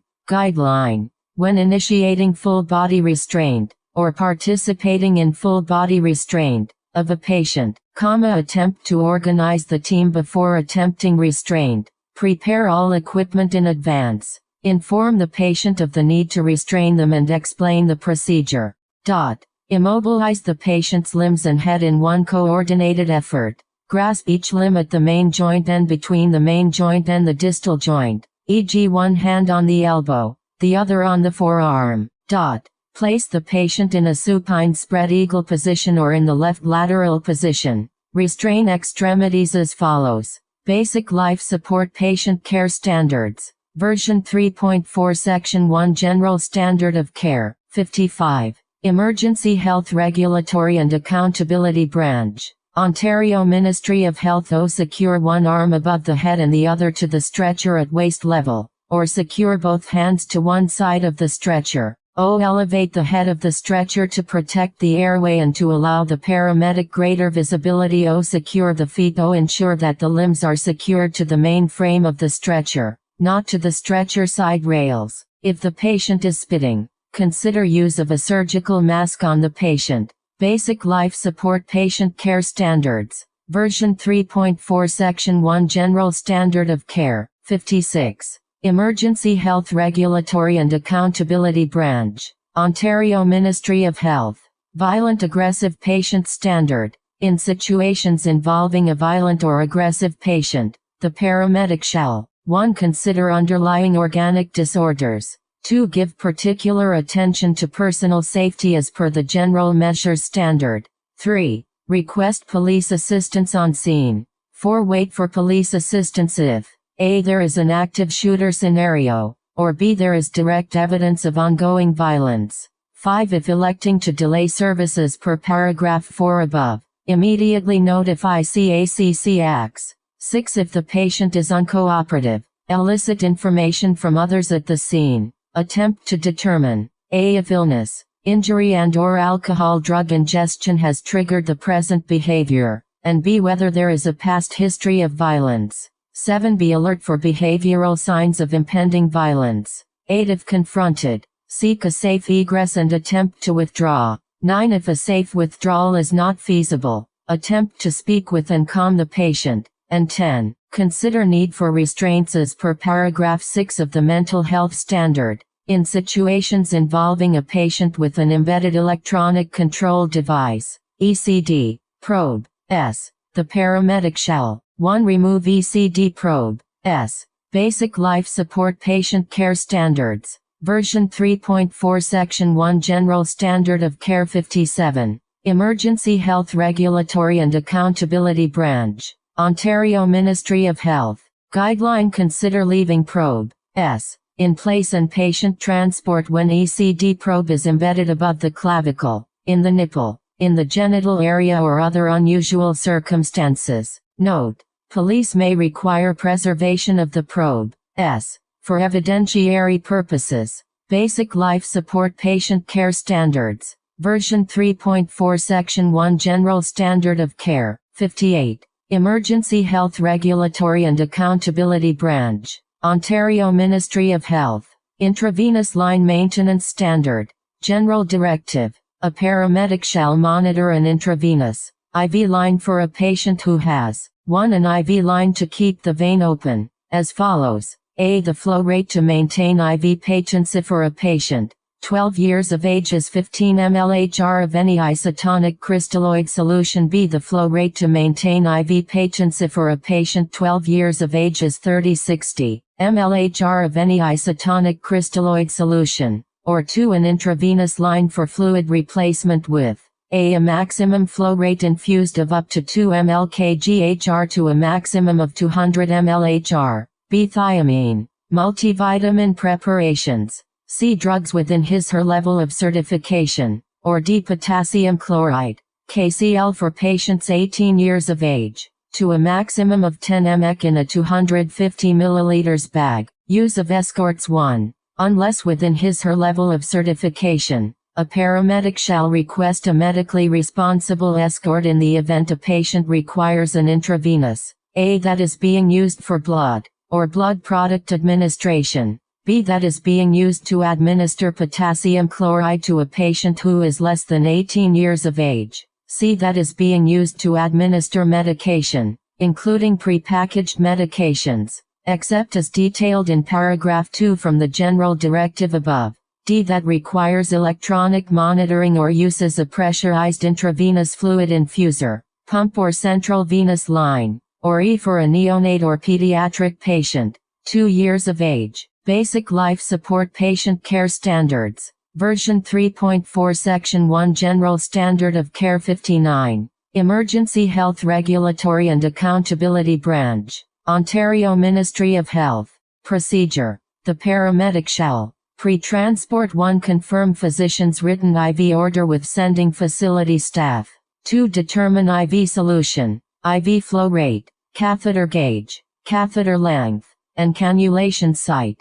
3. Note condition of IV site prior to transport. 4. Confirm amount of fluid remaining in bag. 5. Determine amount of fluid required for complete transport time and obtain more fluid if applicable. And 6. Document all pre-transport IV information on the ambulance call report. During transport 1. Monitor and maintain IV at the prescribed rate. This may include changing the IV bag as required. 2. If the IV becomes dislodged or interstitial, discontinue the IV flow and remove the catheter with particular attention to aseptic technique. And 3. Confirm condition of catheter if removed. Guideline. The IV bag should be changed when there is approximately 150 ml of solution remaining. Basic Life Support Patient Care Standards, version 3.4 Section 1 General Standard of Care, 60. Emergency Health Regulatory and Accountability Branch, Ontario Ministry of Health.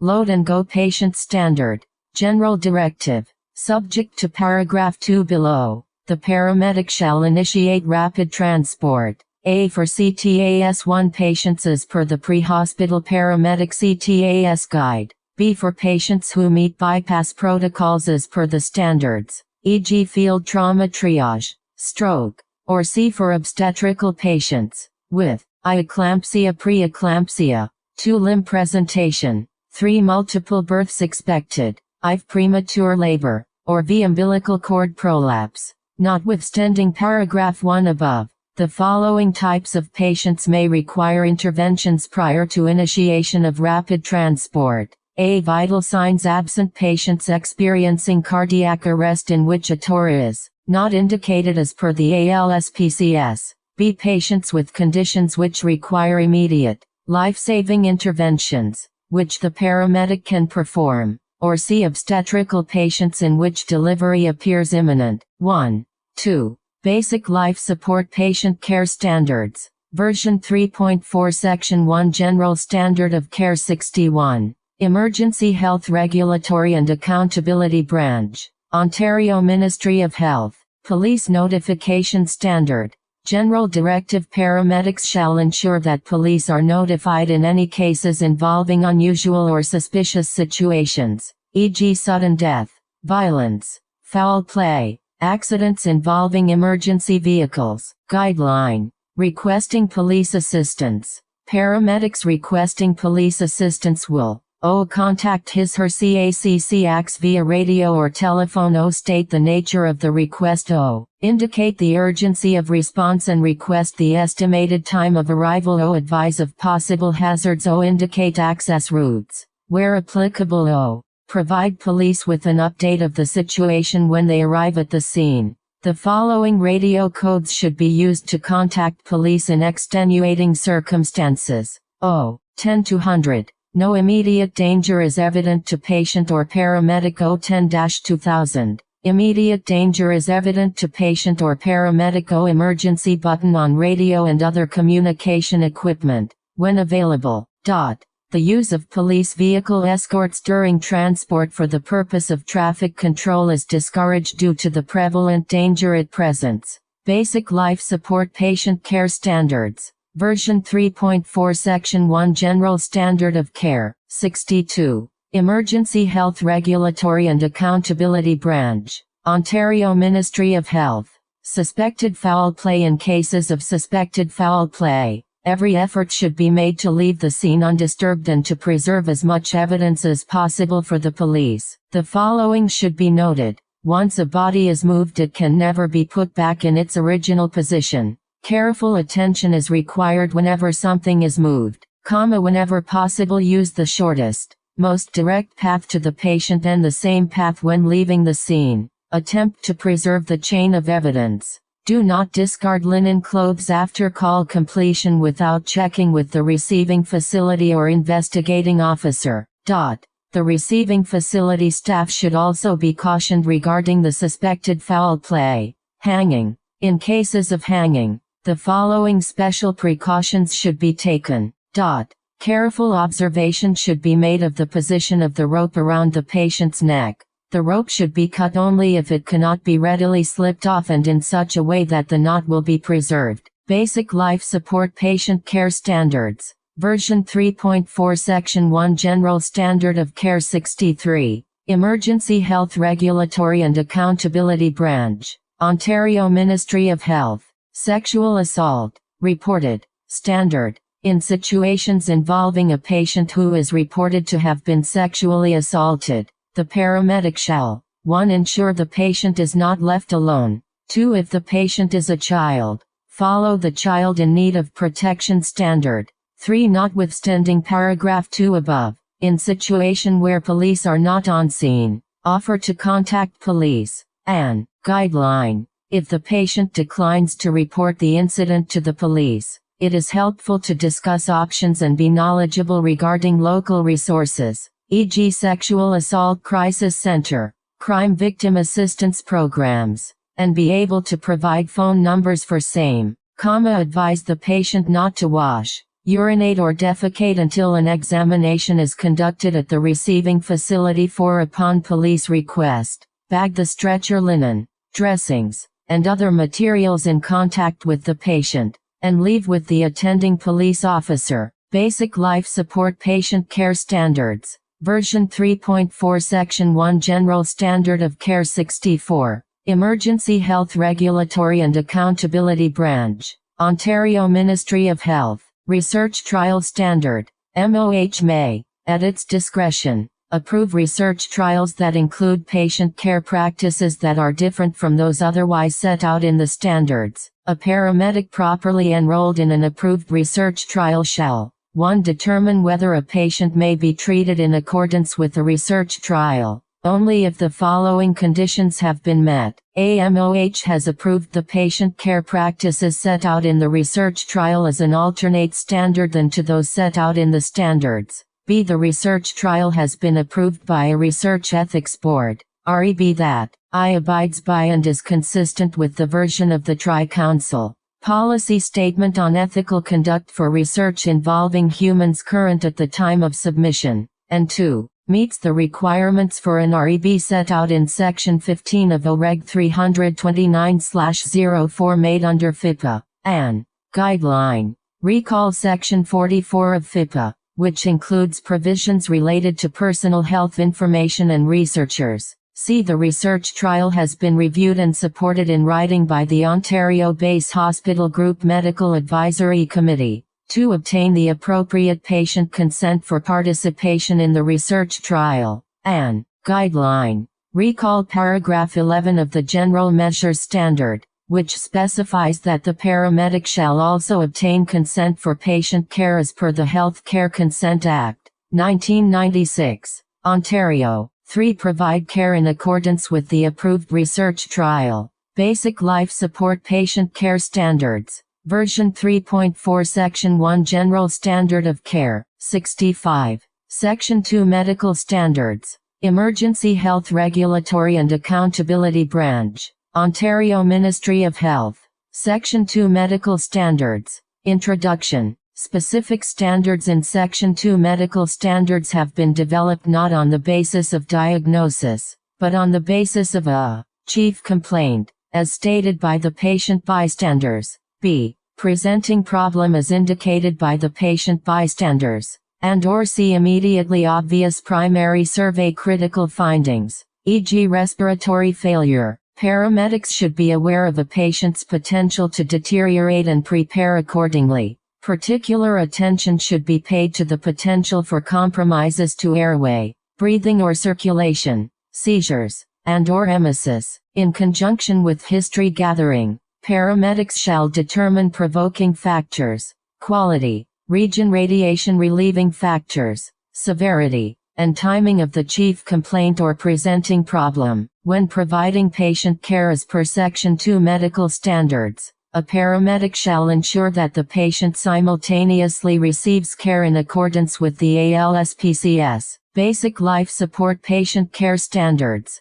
Version 3.4 Section 2 Medical Standard 67. Emergency Health Regulatory and Accountability Branch. Ontario Ministry of Health. Abdominal pain. Non-traumatic standard. In situations involving a patient with abdominal pain that is believed to be of a non-traumatic origin, the paramedic shall 1. Consider potential life-limb function threats, such as A. Leaking or ruptured abdominal aortic aneurysm, B. Ectopic pregnancy, C. Other non-abdominal disorders that may present with abdominal pain, including I. Diabetic ketoacidosis, and 2. Pulmonary embolism, D. Perforated or obstructed hollow organs with or without peritonitis, E. Acute pancreatitis, F. Testicular torsion, G. Pelvic infection, and H. Strangulated hernia. To perform, at a minimum, a secondary survey to assess the abdomen. 4. I. Pulsations, 2. Scars, 3. Discoloration, IV distension, V. Masses, V. Guarding, 7. Rigidity, and 8. Tenderness. 3. If a pulsatile mass is discovered, not initiate or discontinue further abdominal palpation. 4. If abdominal aneurysm is suspected, palpate femoral pulses for weakness absence. And 5. Observe for melena, hematemesis, or frank rectal bleeding, hematochezia. Basic Life Support Patient Care Standards. Version 3.4 Section 2 Medical Standard 68. Emergency Health Regulatory and Accountability Branch. Ontario Ministry of Health. Airway Obstruction Standard. In situations involving a patient with an airway obstruction, the paramedic shall 1. Perform assessments and obstructed airway clearance maneuvers as per current Heart and Stroke Foundation of Canada guidelines, and 2. Attempt to clear the airway using oropharyngeal nasopharyngeal suction guideline. Consider the possibility of airway obstruction for patients who have smoke inhalation, anaphylaxis, epiglottitis, foreign body aspiration, or oropharyngeal malignancy. Basic Life Support Patient Care Standards. Version 3.4 Section 2 Medical Standard 69. Emergency Health Regulatory and Accountability Branch. Ontario Ministry of Health. Allergic reaction, known or suspected. Standard. In situations involving a patient with an allergic reaction that is known or suspected, the paramedic shall 1. Consider potential life-limb function threats, such as anaphylaxis. Guideline. Common allergens include penicillin and other antibiotics in the penicillin family. Latex, venom of bees, wasps, hornets, seafood, shrimp, crab, lobster, other shellfish, nuts, strawberries, melons, eggs, bananas, sulfites, food and wine preservatives. 2. 3. Perform, at a minimum, a secondary survey to assess a. the site of allergic reaction, if applicable, b. lungs, for adventitious sounds through auscultation, and c. skin, for erythema, urticaria, and edema. Consider anaphylaxis if the patient presents with 2 or more body system manifestations as follows: a. respiratory, I. dyspnea, wheezing, stridor or hoarse voice, b. cardiovascular, I. tachycardia or hypotension, shock, c. neurological, I. dizziness, confusion or loss of consciousness, d. gastrointestinal, I. nausea, vomiting, abdominal cramps, or diarrhea, e. dermatological, mucosal, I. facial, orolingual, or generalized swelling, flushing, urticaria. Basic life support patient care standards. Version 3.4 Section 2 Medical Standards. 70. Emergency Health Regulatory and Accountability Branch. Ontario Ministry of Health 4. 5. In association with the body system's involvement in paragraph 3 above, consider historical findings as evidence of suspected anaphylaxis, as follows: a. difficulty swallowing, tightness in the throat, b. difficulty breathing, feeling of suffocation, c. fearfulness, anxiety, agitation, confusion, or feeling of doom, d. generalized itching, e. history of any of the body system involvement listed in paragraph 3, and prepare for potential problems, including a. cardiac arrest, b. airway obstruction, c. anaphylaxis, d. bronchospasm, and e. hypotension. Basic life support patient care standards. Version 3.4 Section 2 Medical Standards. 71. Emergency Health Regulatory and Accountability Branch. Ontario Ministry of Health. Altered Level of Consciousness Standard. In situations involving a patient with a suspected acute altered level of consciousness, the paramedic shall 1. Attempt to determine a specific cause for the altered level of consciousness and provide further assessment and management as per the standards. 2. Perform a secondary survey to assess the patient from head to toe. 3. Perform trauma assessments if trauma is obvious, suspected, or cannot be ruled out. 4. If unprotected airway, insert oropharyngeal airway, nasopharyngeal airway. And 5. If patient is apneic or respirations are inadequate, ventilate the patient in accordance with the respiratory failure standard. Basic life support patient care standards. Version 3.4 Section 2 Medical Standards. 72. Emergency Health Regulatory and Accountability Branch. Ontario Ministry of Health. Back pain, non-traumatic, standard. In situations involving a patient with back pain that is believed to be of a non-traumatic origin, the paramedic shall 1. Consider potential life-limb function threats, such as a. abdominal thoracic aortic aneurysm, b. acute spinal nerve root, s. compression, c. intra-abdominal disease, e.g. pancreatitis, peptic ulcer, and d. possible occult injury, e.g. pathologic fracture. And 2. Perform, at a minimum, a secondary survey to assess a. back, for abnormal appearance findings, b. chest, as per chest pain, non-traumatic, standard, c. abdomen, as per abdominal pain, non-traumatic, standard, d. distal pulses, and e. extremities, for circulation, sensation, and movement. Guideline: if a thoracic aneurysm is suspected, perform bilateral blood pressures. Basic life support patient care standards. Version 3.4 Section 2 Medical Standards. 73. Emergency Health Regulatory and Accountability Branch. Ontario Ministry of Health.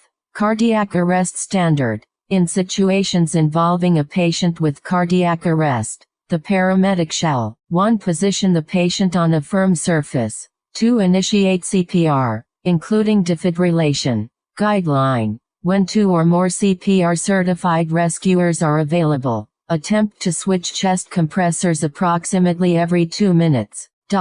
Have suction equipment readily available in preparation for emesis, as per current Heart and Stroke Foundation of Canada guidelines. Use of mechanical CPR devices may be considered, if available, when limited rescuers are available, for prolonged CPR or in a moving ambulance.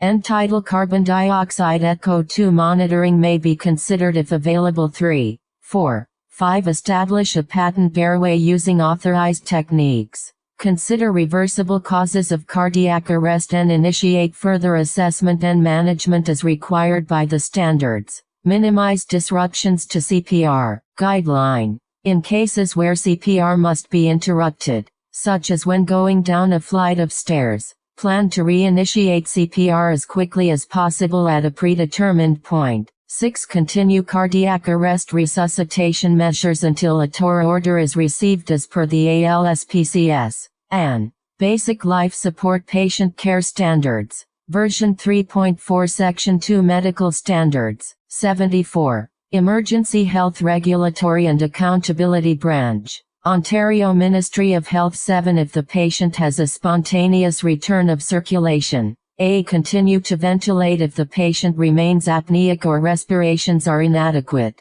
B. Administer oxygen to attempt to maintain the patient's oxygen saturation 94 to 98%. C. In conjunction with the patient assessment standard, obtain vital signs, I. At least every 15 minutes after the patient's return of spontaneous circulation for the first hour, and 2. At a minimum every 30 minutes thereafter or if a change in patient status occurs. D. Continue cardiac monitoring, and D. Resume CPR if cardiac arrest recurs. Guideline. Cardiac arrest in the pregnant patient. When performing CPR on a pregnant patient with a uterine height at or above the umbilicus, approximately greater than 20 weeks gestation, have a second paramedic attempt to manually perform left uterine displacement. Basic Life Support Patient Care Standards. Version 3.4 Section 2 Medical Standards. 75. Emergency Health Regulatory and Accountability Branch. Ontario Ministry of Health. Cerebrovascular Accident, CVA, Stroke, Standard. In situations involving a patient with a cerebrovascular accident, CVA, stroke, the paramedic shall, general directive, consider other potentially serious conditions that may mimic a stroke, such as A. Drug ingestion, e.g. cocaine, B. Hypoglycemia, C. Severe hypertension, hypertensive emergency, or D. Central nervous system, CNS infection, e.g. meningitis. Perform, at a minimum, a secondary survey to assess A. Head-neck, 4. Eye facial symmetry, 2. Pupillary size, equality, and reactivity, 3. Abnormal speech, and eye presence of stiff neck, B. Central nervous system, for eye abnormal motor function, e.g. hand grip strength, arm-leg movement drift, and 2. Sensory loss, and C. For incontinence of urine stool. Ensure adequate support for the patient's body limbs during patient movement and place extra padding and support beneath affected limbs. Prepare for potential problems, including A. Possible airway obstruction, if loss of tongue control, gag reflex, B. Decreasing level of consciousness, C. Seizures, and D. Agitation, confusion, or combativeness. AN. 1, 2, 3, 4. Basic Life Support Patient Care Standards. Version 3.4 Section 2 Medical Standards. 76. Emergency Health Regulatory and Accountability Branch. Ontario Ministry of Health. 5. 6. Ventilate the patient if patient is apneic or respirations are inadequate. A. If echo 2 monitoring is available, I attempt to maintain echo 2 values of 35-45 mmHg.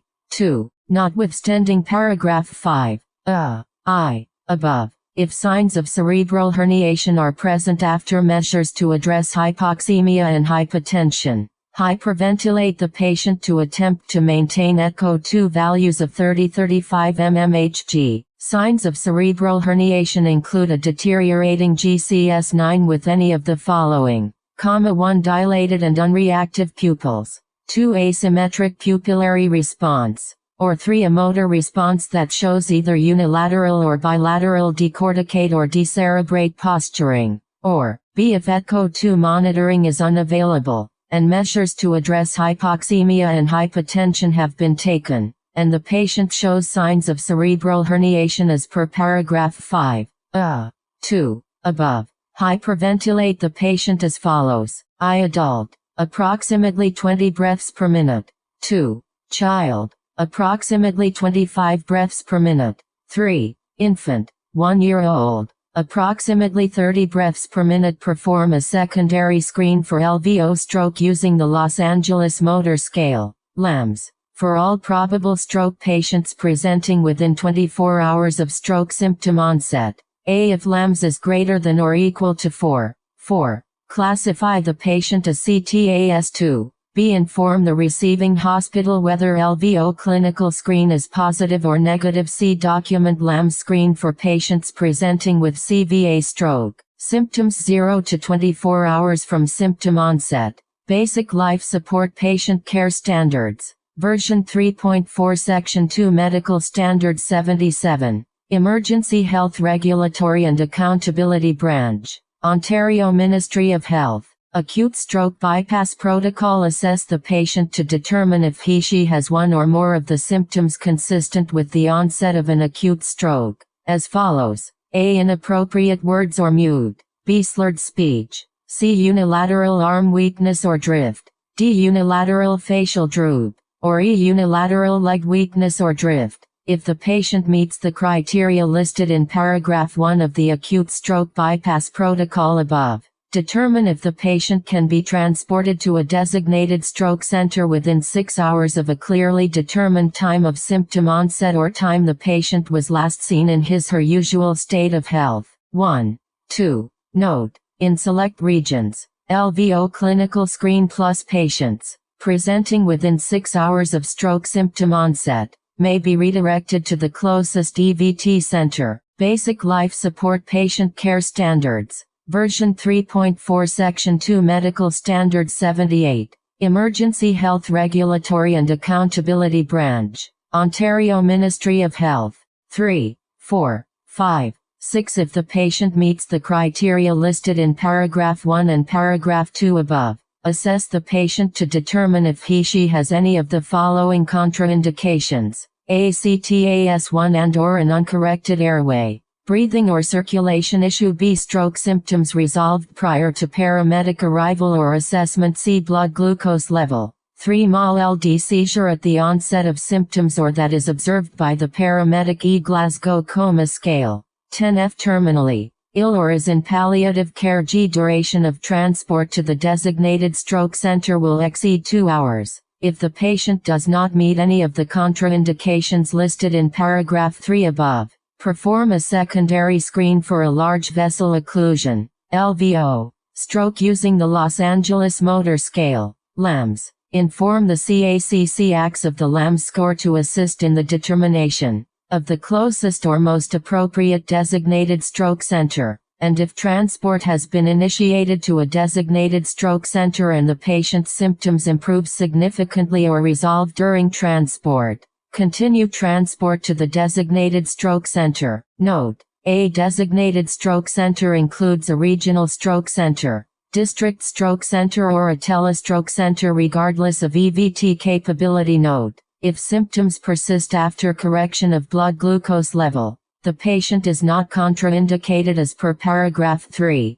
See above. Note: most appropriate refers to a designated stroke center as defined by a PPS. Basic Life Support Patient Care Standards. Version 3.4 Section 2 Medical Standards. 79. Emergency Health Regulatory and Accountability Branch. Ontario Ministry of Health.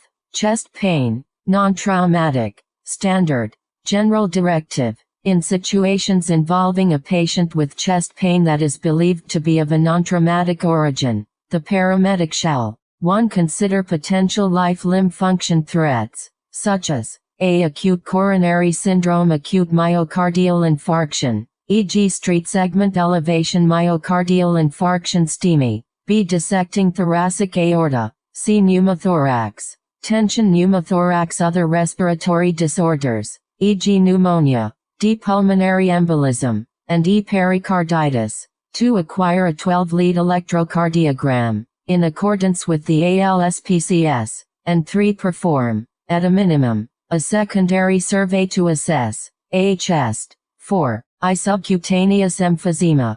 2. Accessory muscle use. 3. Urticaria. I. Vein drawing. B. Shape. B. Symmetry. And 7. Tenderness. B. Lungs. For decreased air entry and adventitious sounds, e.g. wheezes, crackles, through auscultation. C. Abdomen. As per the abdominal pain, non-traumatic, standard. D. Neck. For tracheal position and jugular vein distension. And E. Extremities. For leg ankle edema. Basic life support patient care standards. Version 3.4 Section 2 Medical Standards 80. Emergency Health Regulatory and Accountability Branch. Ontario Ministry of Health. STEMI Hospital Bypass Protocol. In situations in which the paramedic suspects that the patient is suffering from a STEMI, the paramedic shall 1. Assess the patient to determine if they meet all of the following indications. A. 18 years of age. B. Experience chest pain or equivalent consistent with cardiac ischemia or myocardial infarction. C. The time from onset of the current episode of pain, 12 hours. And D. The 12-lead electrocardiogram, ECG, indicates an acute myocardial infarction STEMI, as follows. I. At least 2 mm street elevation in leads V1, V3 in at least 2 contiguous leads, and or 2. At least 1 mm street elevation in at least 2 other anatomically contiguous leads, or 3. 12-lead ECG computer interpretation of STEMI and paramedic agrees to if the patient meets the criteria listed in paragraph 1 above. Assess the patient to determine if they have any of the following contraindications. A. The patient is CTAS1 and the paramedic is unable to secure the patient's airway or ventilate. B. 12-lead ECG is consistent with the left bundle branch block, LBBB, ventricular paced rhythm, or any other STEMI imitator. C. Transport to a hospital capable of performing percutaneous coronary intervention. PCI 60 minutes from patient contact. D. The patient is experiencing a complication requiring primary care paramedic PCP diversion, as follows. I. Moderate to severe respiratory distress or use of continuous positive airway pressure, CPAP. 2. Hemodynamic instability e.g. due to symptomatic arrhythmias or any ventricular arrhythmia, or symptomatic SBP, 90 mmHg at any point, or 3. VSA without return of spontaneous circulation, ROSC, Basic Life Support Patient Care Standards, Version 3.4 Section 2 Medical Standards, 81. Emergency Health Regulatory and Accountability Branch. Ontario Ministry of Health 3, 4, 5e. The patient is experiencing a complication requiring ACP diversion, as follows. I. Ventilation inadequate despite assistance. 2.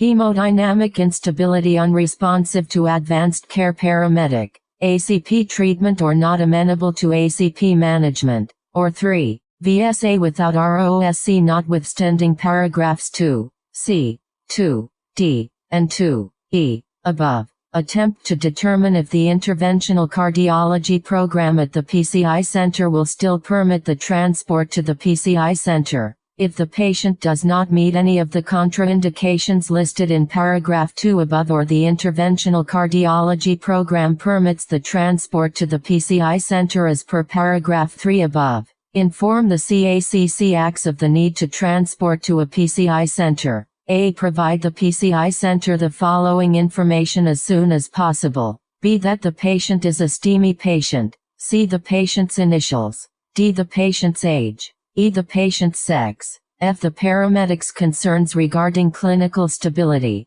G. Infarct territory and or findings on the qualifying ECG. H. Estimated time of arrival. And I. Catchment area of the patient pickup. Upon arrival at the PCI center. In addition to the requirements listed in the Transfer of Responsibility for Patient Care Standard, provide the following information to the PCI center staff. A. Time of symptom onset. B. Time of ROSC, if applicable. C. Hemodynamic status. D. Medications given and procedure. E. History of acute myocardial infarction PCI coronary artery bypass graft, if applicable. F. A copy of the qualifying ECG, and G. A copy of the ambulance call report in accordance with the Ontario Ambulance Documentation Standards, Basic Life Support Patient Care Standards, version 3.4 Section 2 Medical Standards 82, Emergency Health Regulatory and Accountability Branch,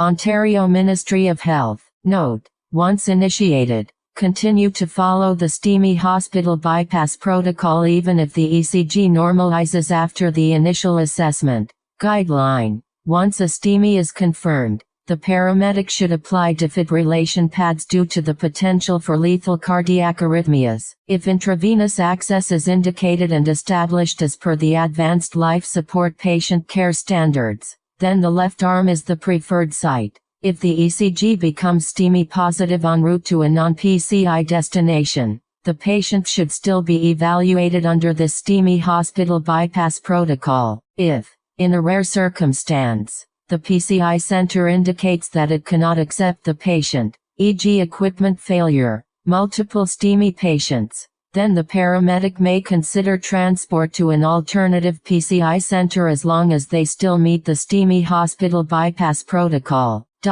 Basic Life Support Patient Care Standards, version 3.4 Section 2 Medical Standards 83, Emergency Health Regulatory and Accountability Branch, Ontario Ministry of Health, Dysphagia Standard. In situations involving a patient with dysphagia, the paramedic shall 1. Consider potential life-limb function threats, such as A. Anaphylaxis, and B. Upper airway infections, e.g. epiglottitis. 2. Perform, at a minimum, a secondary survey to assess A. Head-neck. 4. Eye drooling.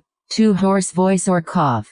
3. Nasal flaring, eye swelling or masses, and B. Tracheal deviation, and B. Lungs, for adventitious sounds through auscultation. 3. Notwithstanding paragraph 2 above, if epiglottitis is suspected, not open and inspect the airway. 4. If epiglottis is suspected and oxygen administration is indicated as per the oxygen therapy standard, attempt to minimize agitation. 5. Position the patient sitting or semi-sitting. And 6. Prepare for potential problems, including complete airway obstruction. Basic Life Support Patient Care Standards, version 3.4 Section 2 Medical Standards 84, Emergency Health Regulatory and Accountability Branch, Ontario Ministry of Health, Epistaxis, non-traumatic, standard. In situations involving a patient with epistaxis that is believed to be of a non-traumatic origin, the paramedic shall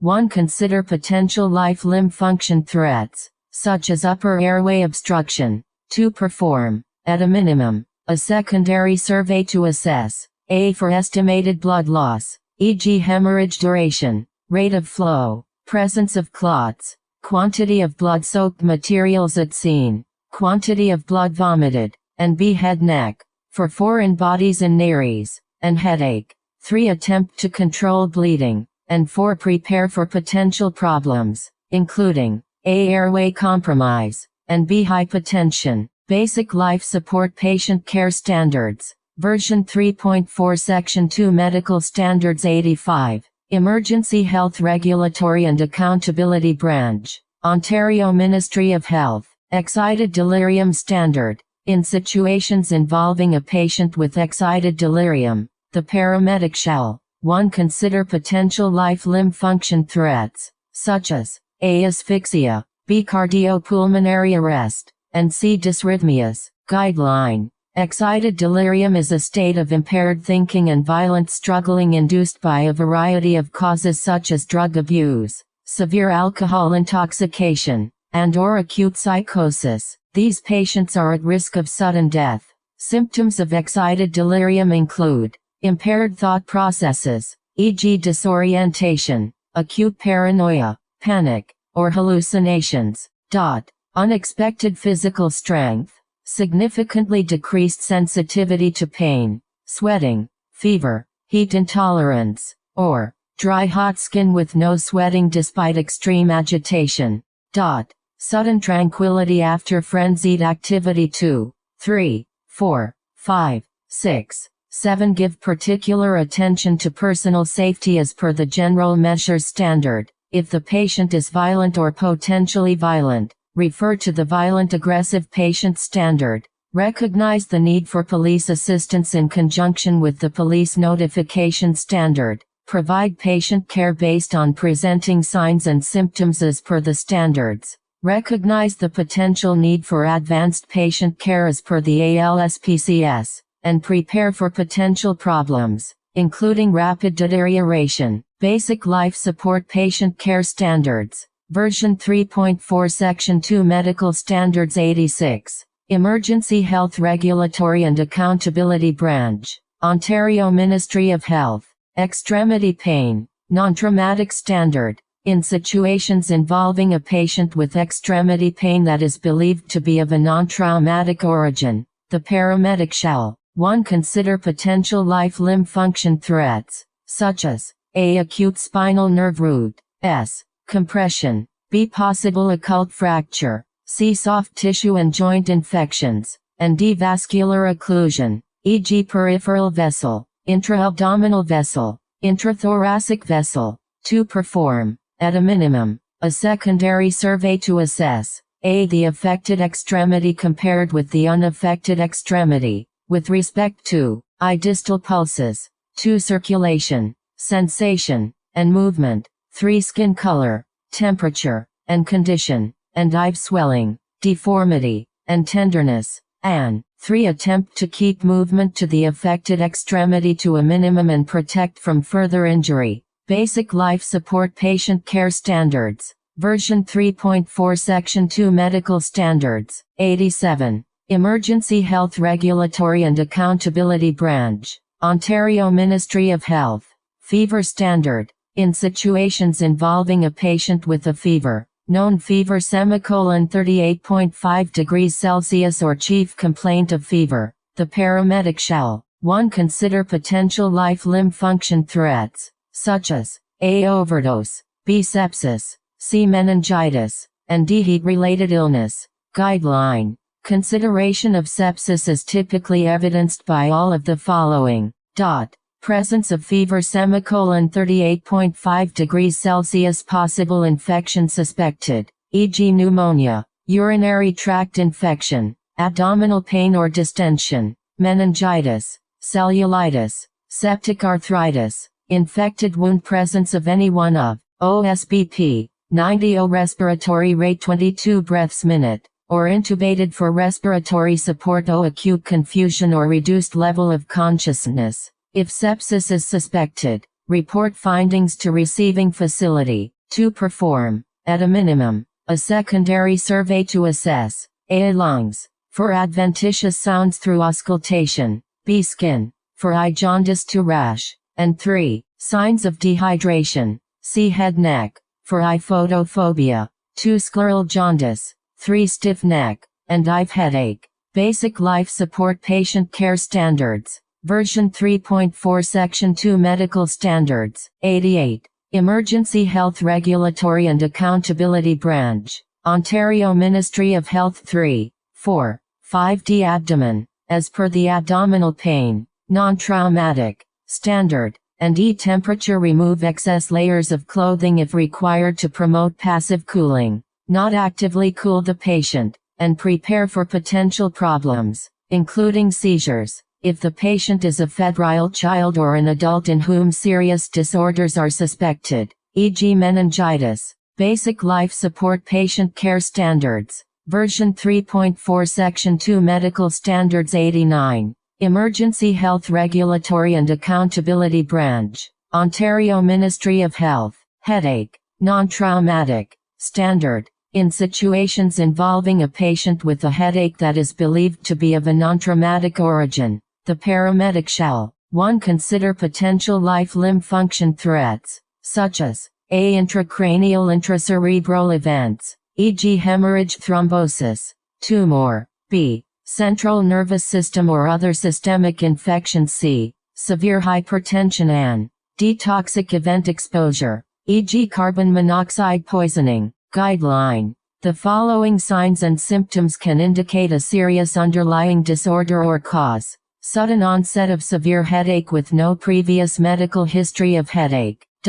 Recent onset headache. Days, weeks, with sudden worsening. Change in pattern of usual headaches. Any of the above accompanied by one or more of the following. Altered mental status. Decrease in level of consciousness. Neurologic deficits. Obvious nuchal rigidity and fever or other symptoms of infection. Pupillary abnormalities. Inequality. Sluggish absent light reactivity. Visual disturbances. 2. 3. Perform, at a minimum, a secondary survey to assess A. Head neck, for pupillary size, equality, and reactivity. B. Central nervous system. 4. I. Abnormal motor function, e.g. hand grip strength, arm-leg movement drift, and 2. Sensory loss, and prepare for potential problems, including seizures. Basic Life Support Patient Care Standards. Version 3.4 Section 2 Medical Standards 90.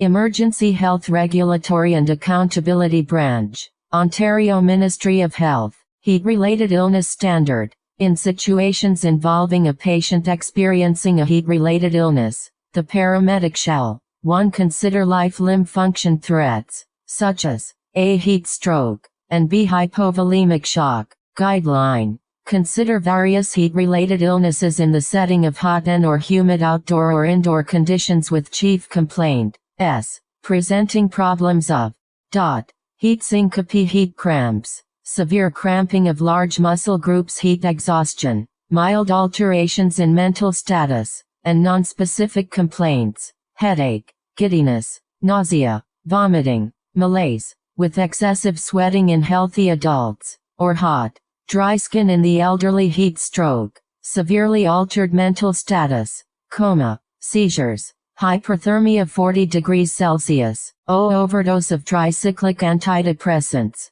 antihistamines and Greek letter beta blockers, as well as cocaine, ecstasy or amphetamine abuse may also lead to heat stroke.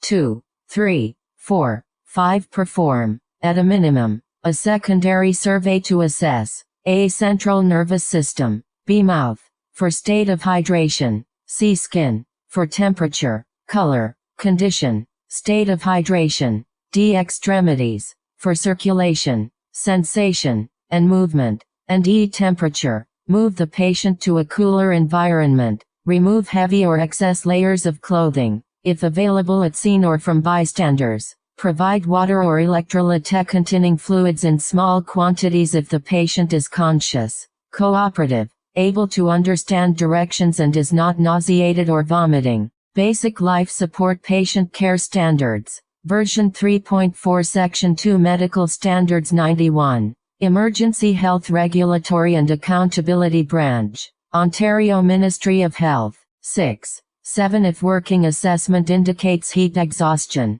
A. Move the patient to the ambulance, and B. Remove as much clothing as possible, and if working assessment indicates heat stroke, A. Provide patient care as per paragraph 6 above, B. Withhold oral fluids, C. Cover the patient with wet sheets, and D. Apply cold packs to the axillae, groin, neck and head. Guideline. Monitor the patient to determine if cooling procedures should be discontinued, e.g. skin temperature feels normal to touch, generalized shivering develops, the patient's level of consciousness normalizes. Basic Life Support Patient Care Standards. Version 3.4 Section 2 Medical Standards 92. Emergency Health Regulatory and Accountability Branch. Ontario Ministry of Health. Hematemesis Hematochezia Standard. In situations involving a patient with hematemesis and/or frank rectal bleeding, hematochezia, the paramedic shall 1. Consider potential life-limb function threats,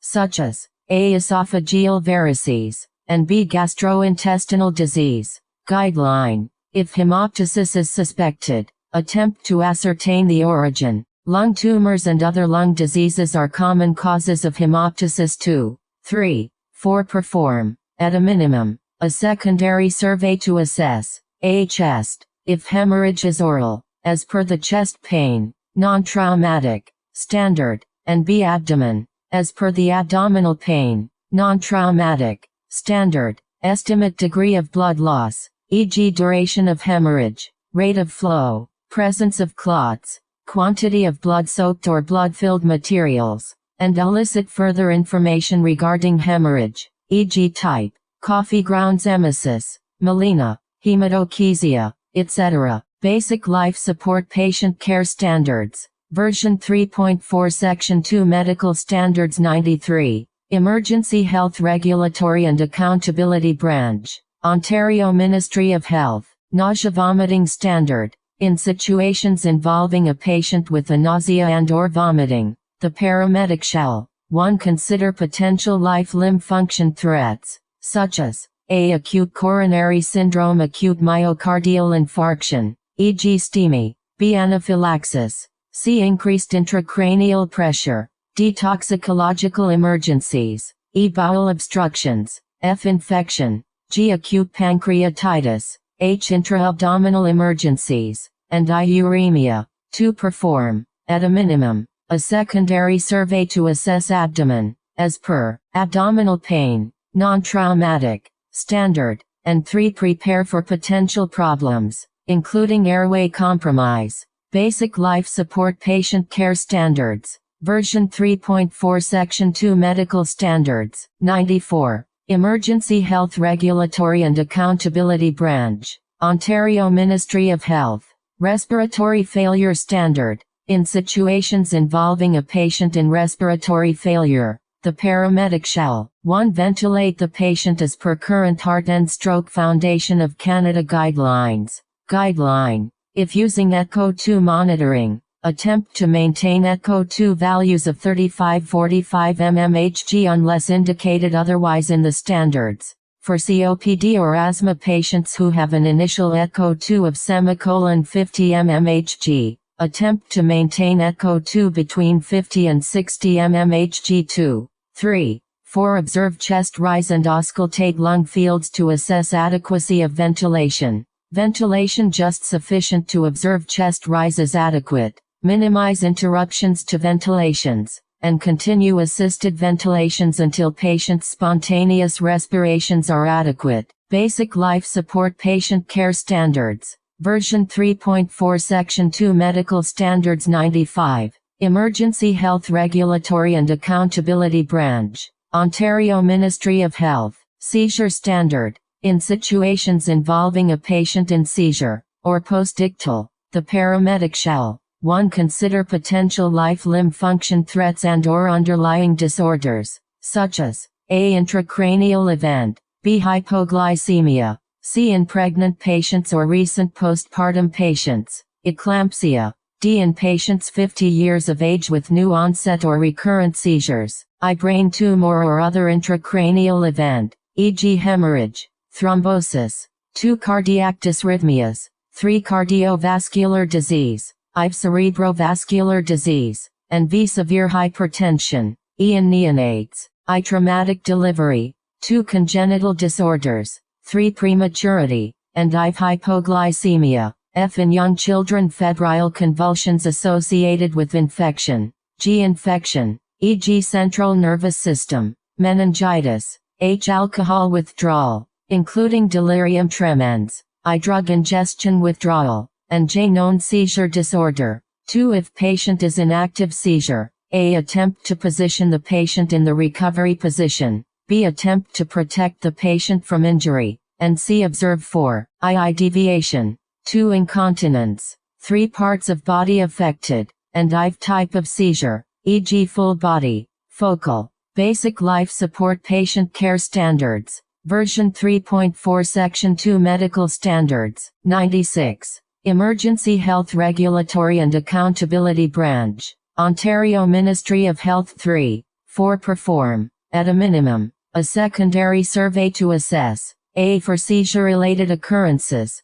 such as I. Bleeding from the mouth, 2. Incontinence, 3. Secondary injuries resulting from the seizure, and IV tongue injury, and prepare for potential problems, including a. Airway compromise, b. Recurrent seizures, and c. Post-ictal combativeness or agitation. Basic Life Support Patient Care Standards, version 3.4 Section 2 Medical Standards 97, Emergency Health Regulatory and Accountability Branch, Ontario Ministry of Health. Shortness of breath standard. In situations involving a patient with shortness of breath, the paramedic shall 1. Consider potential life-limb function threats, such as a. Acute respiratory disorders, including I. Partial airway obstruction, 2. Asthma, 3. Anaphylaxis, I. Aspiration, v. Inhalation of toxic gases or smoke, v. Pneumothorax, 7.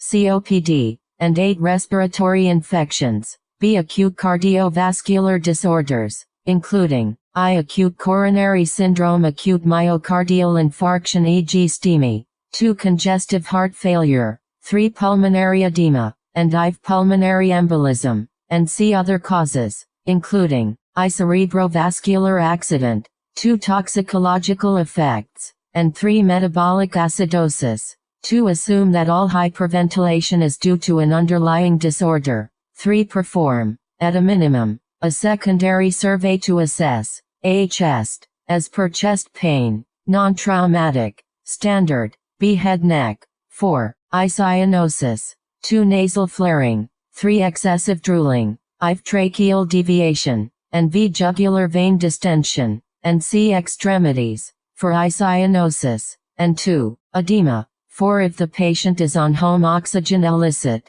history regarding changes in use. 5. Position the patient in sitting or semi-sitting position. An. Basic Life Support Patient Care Standards. Version 3.4 Section 2 Medical Standards 98. Emergency Health Regulatory and Accountability Branch. Ontario Ministry of Health. 6. Ventilate the patient if patient is apneic or respirations are inadequate in accordance with the Respiratory Failure Standard. Basic Life Support Patient Care Standards. Version 3.4 Section 2 Medical Standards, 99. Emergency Health Regulatory and Accountability Branch, Ontario Ministry of Health.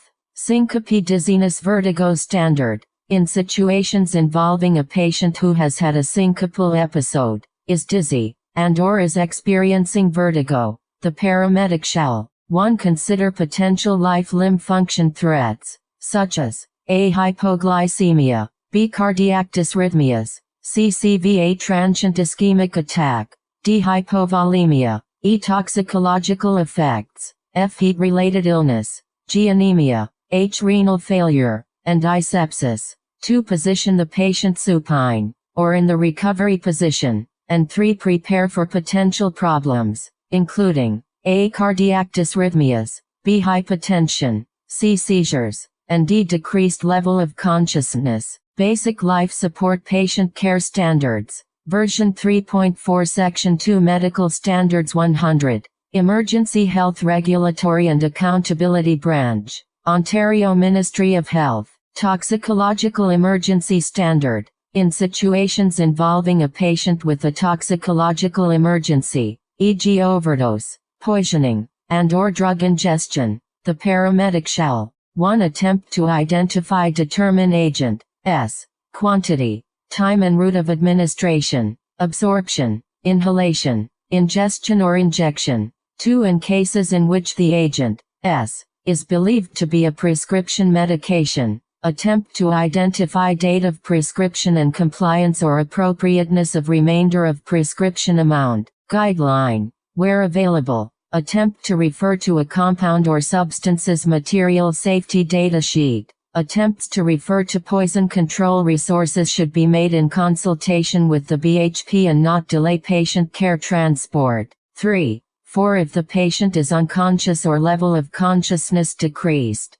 refer to the altered level of consciousness standard, and prepare for potential problems, including a. Cardiac arrest, b. Airway obstruction, c. Respiratory arrest, d. Respiratory distress, e. Altered or changing level of consciousness, f. Sudden violent behavior, g. Hyperthermia, h. Seizures, and I. Emesis. Basic Life Support Patient Care Standards. Version 3.4 Section 2 Medical Standards 101. Emergency Health Regulatory and Accountability Branch. Ontario Ministry of Health. Guideline assume carbon monoxide poisoning in setting of exposure to a fuel burning device, e.g. automobile engine exhaust, heating devices, in an enclosed area where the patient, or multiple patients, exhibit the following symptom signs without other obvious cause, altered mental status, cardiac dysrhythmias,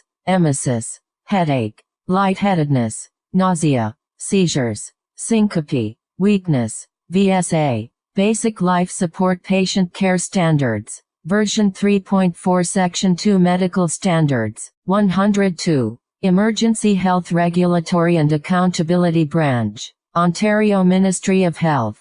Vaginal Bleeding Standard. In situation involving a patient with vaginal bleeding, the paramedic shall 1. Consider life-limb function threats, such as a. in postmenopausal women, tumors, b. first trimester complications, including I. spontaneous abortion, 2. ectopic pregnancy, and 3. gestational trophoblastic disease, and c. second and third trimester complications, including I. spontaneous abortion, 2. placental abruption, 3. placenta previa, and I. ruptured uterus. To perform a minimum secondary survey to assess a. abdominis, per abdominal pain non-traumatic, standard, and b. if the patient is pregnant, I. note uterine height and palpate for contractions, and 2. note fetal movements. 3. if the patient is pregnant, attempt to determine a. if bleeding is painless or associated with abdominal pain cramping, and b. number of prior episodes and causes. If known, guideline. Refer to the sexual assault reported standard if vaginal bleeding is suspected to be due to assault. 4. Assess bleeding characteristics. Attempt to determine a. blood loss, b. fetal parts, c. other tissues, and d. presence of clots. Basic Life Support Patient Care Standards, version 3.4 Section 2 Medical Standards 103. Emergency Health Regulatory and Accountability Branch,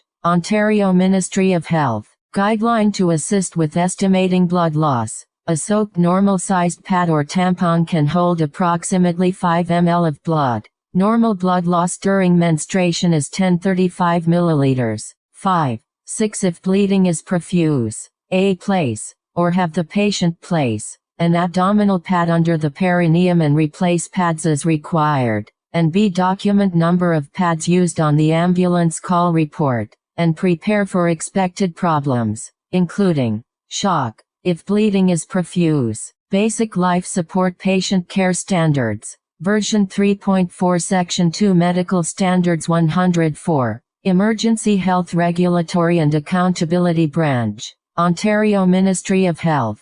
Visual Disturbance Standard. In situations involving a patient with acute visual disturbances, including generalized eye pain, that is believed to be of a non-traumatic origin, the paramedic shall 1. Consider threats to life-limb function, such as a. intracranial, intracerebral or retinal hemorrhage thrombosis, and b. acute glaucoma. 2. Perform, at a minimum, a secondary survey to assess a. eyes. 4. Eye pupillary size, equality and reactivity. 2. Abnormal movements. 3. Positioning, eye redness, b. swelling, b. tearing, and 7. Presence of contact lenses, b. eyelids, photosis, and c. vision. 4. Eye distortion diplopia, 2. loss, and 3. visual acuity. An guideline. Consider patching the patient's eyes for patient comfort and to minimize movement. 3. Prepare for potential problems, including a. alterations in level of consciousness, b. neurological deficits, and c. emesis. Basic Life Support Patient Care Standards, version 3.4 Section 2 Medical Standards, 105. Section 3 Trauma Standards. Emergency Health Regulatory and Accountability Branch, Ontario Ministry of Health. Section 3 Trauma Standards. Introduction. Specific standards in Section 3 Trauma standards have been developed on the basis of the type of injury. Paramedics should be aware of a patient's potential to deteriorate and prepare accordingly. Particular attention should be paid to the potential for problems related to concurrent conditions, compromises to airway, breathing or circulation, neurovascular compromise, seizures, shock, Alterations in mental status and/or emesis. When providing care as per Section 3 trauma standards, a paramedic shall ensure that the patient simultaneously receives care in accordance with the ALSPCS, Basic Life Support Patient Care Standards, version 3.4 Section 3 Trauma Standards 107, Emergency Health Regulatory and Accountability Branch, Ontario Ministry of Health, General Trauma Standard. In situations involving a patient with a traumatic injury, the paramedic shall, 1. If indicated by severity of patient injury or mechanism of injury, advise the patient to remain still. 2. Perform SMR if indicated by the spinal motion restriction, SMR standard, prior to extrication. 3. Perform extrication if it is safe to do so and A. Scene survey identifies condition, S, which may immediately endanger the patient, or B. Primary survey identifies condition, S, requiring immediate interventions which cannot be performed inside the area in which the patient is located. 4. Perform a rapid trauma survey immediately after completion of the primary survey, unless indicated otherwise in the standards. 5. Attempt to estimate blood loss, i.e. hemorrhage duration, rate of flow, presence of clots, quantity of blood-soaked materials, quantity of blood vomited. 6. Specific to impaled objects.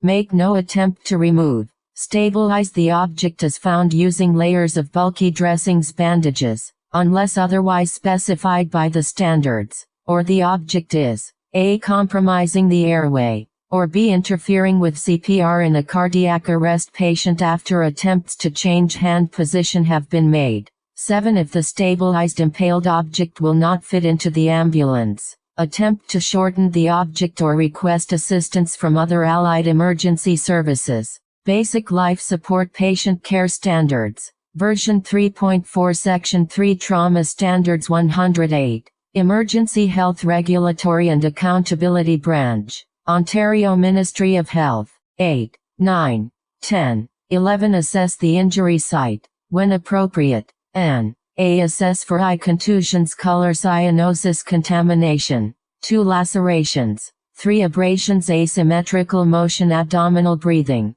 diaphragmatic. I. Penetrations, punctures, protruding objects or organs. V. Swelling, sucking wounds, subcutaneous emphysema. And V. Distension, deformity, dried blood, diaphoresis. And B. Palpate. 4. Eye tenderness. 2. Instability. 3. Crepitus. I. Swelling, subcutaneous emphysema, and V. Deformity. For obvious or suspected major multiple trauma, perform a complete secondary survey of all body systems, including auscultation, if history, mechanism of injury and scene observations indicate an isolated injury. Assess at a minimum, A. the injury site body system, and B. other body part systems likely to be injured by considering potentially associated life-limb function threats, as indicated by the standards and otherwise, as well as possible secondary injuries sustained, and remove any clothing or jewelry that may compromise the injury site. Guideline.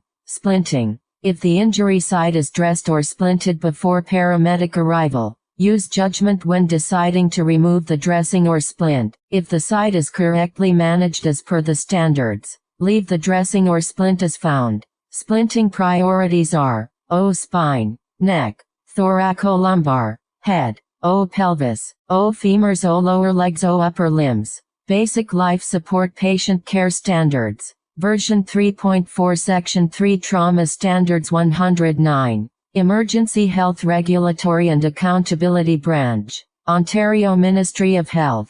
Trauma and the pregnant patient. In pregnant patients, trauma is most often associated with domestic violence. In pregnant patients, signs of shock may not be obvious until shock is well advanced.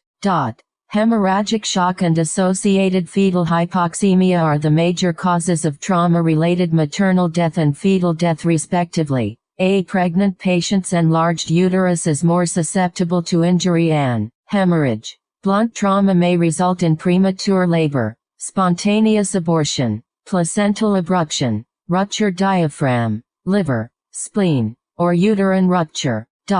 Placental abruption and subsequent stillbirth can occur within hours of even minor blunt trauma if acceleration-deceleration forces are involved. These patients may have no evidence of abdominal trauma on examination. Maintain a high index of suspicion for occult internal injury. For blunt trauma to the abdomen, observe for abdominal uterine enlargement. Basic Life Support Patient Care Standards. Version 3.4 Section 3 Trauma Standards. 110. Emergency Health Regulatory and Accountability Branch. Ontario Ministry of Health.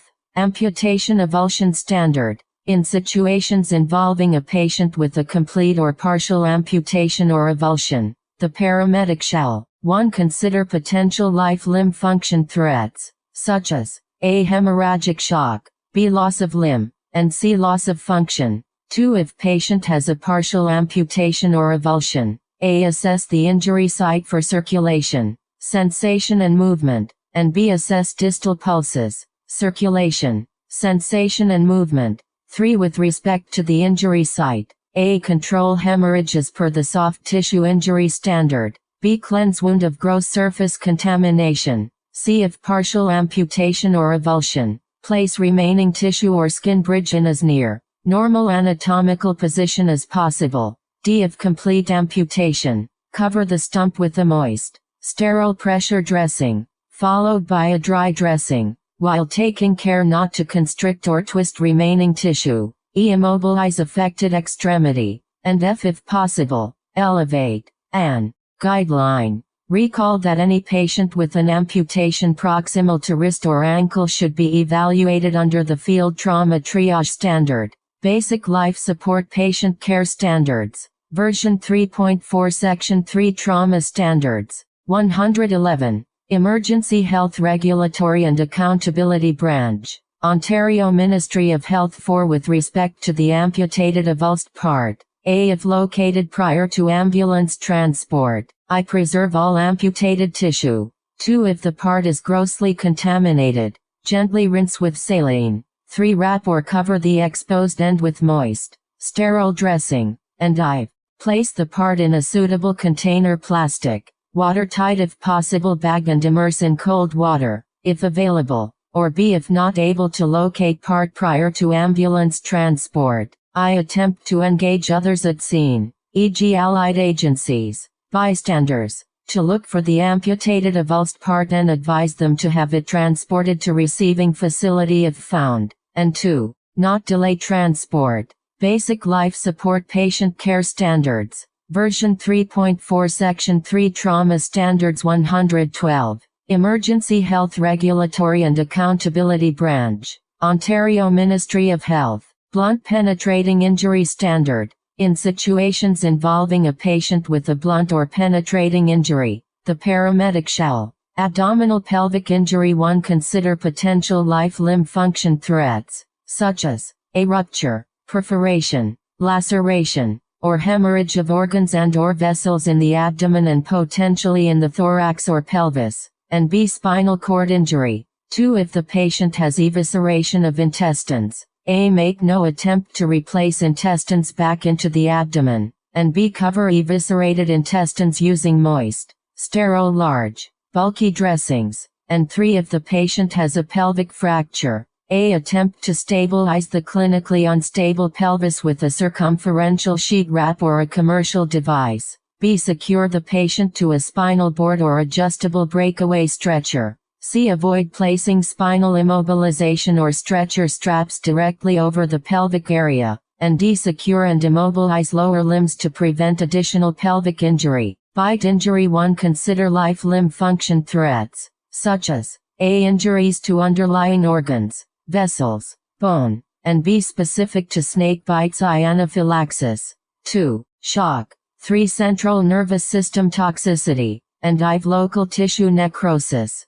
Basic Life Support Patient Care Standards. Version 3.4 Section 3 Trauma Standards. 113. Emergency Health Regulatory and Accountability Branch. Ontario Ministry of Health.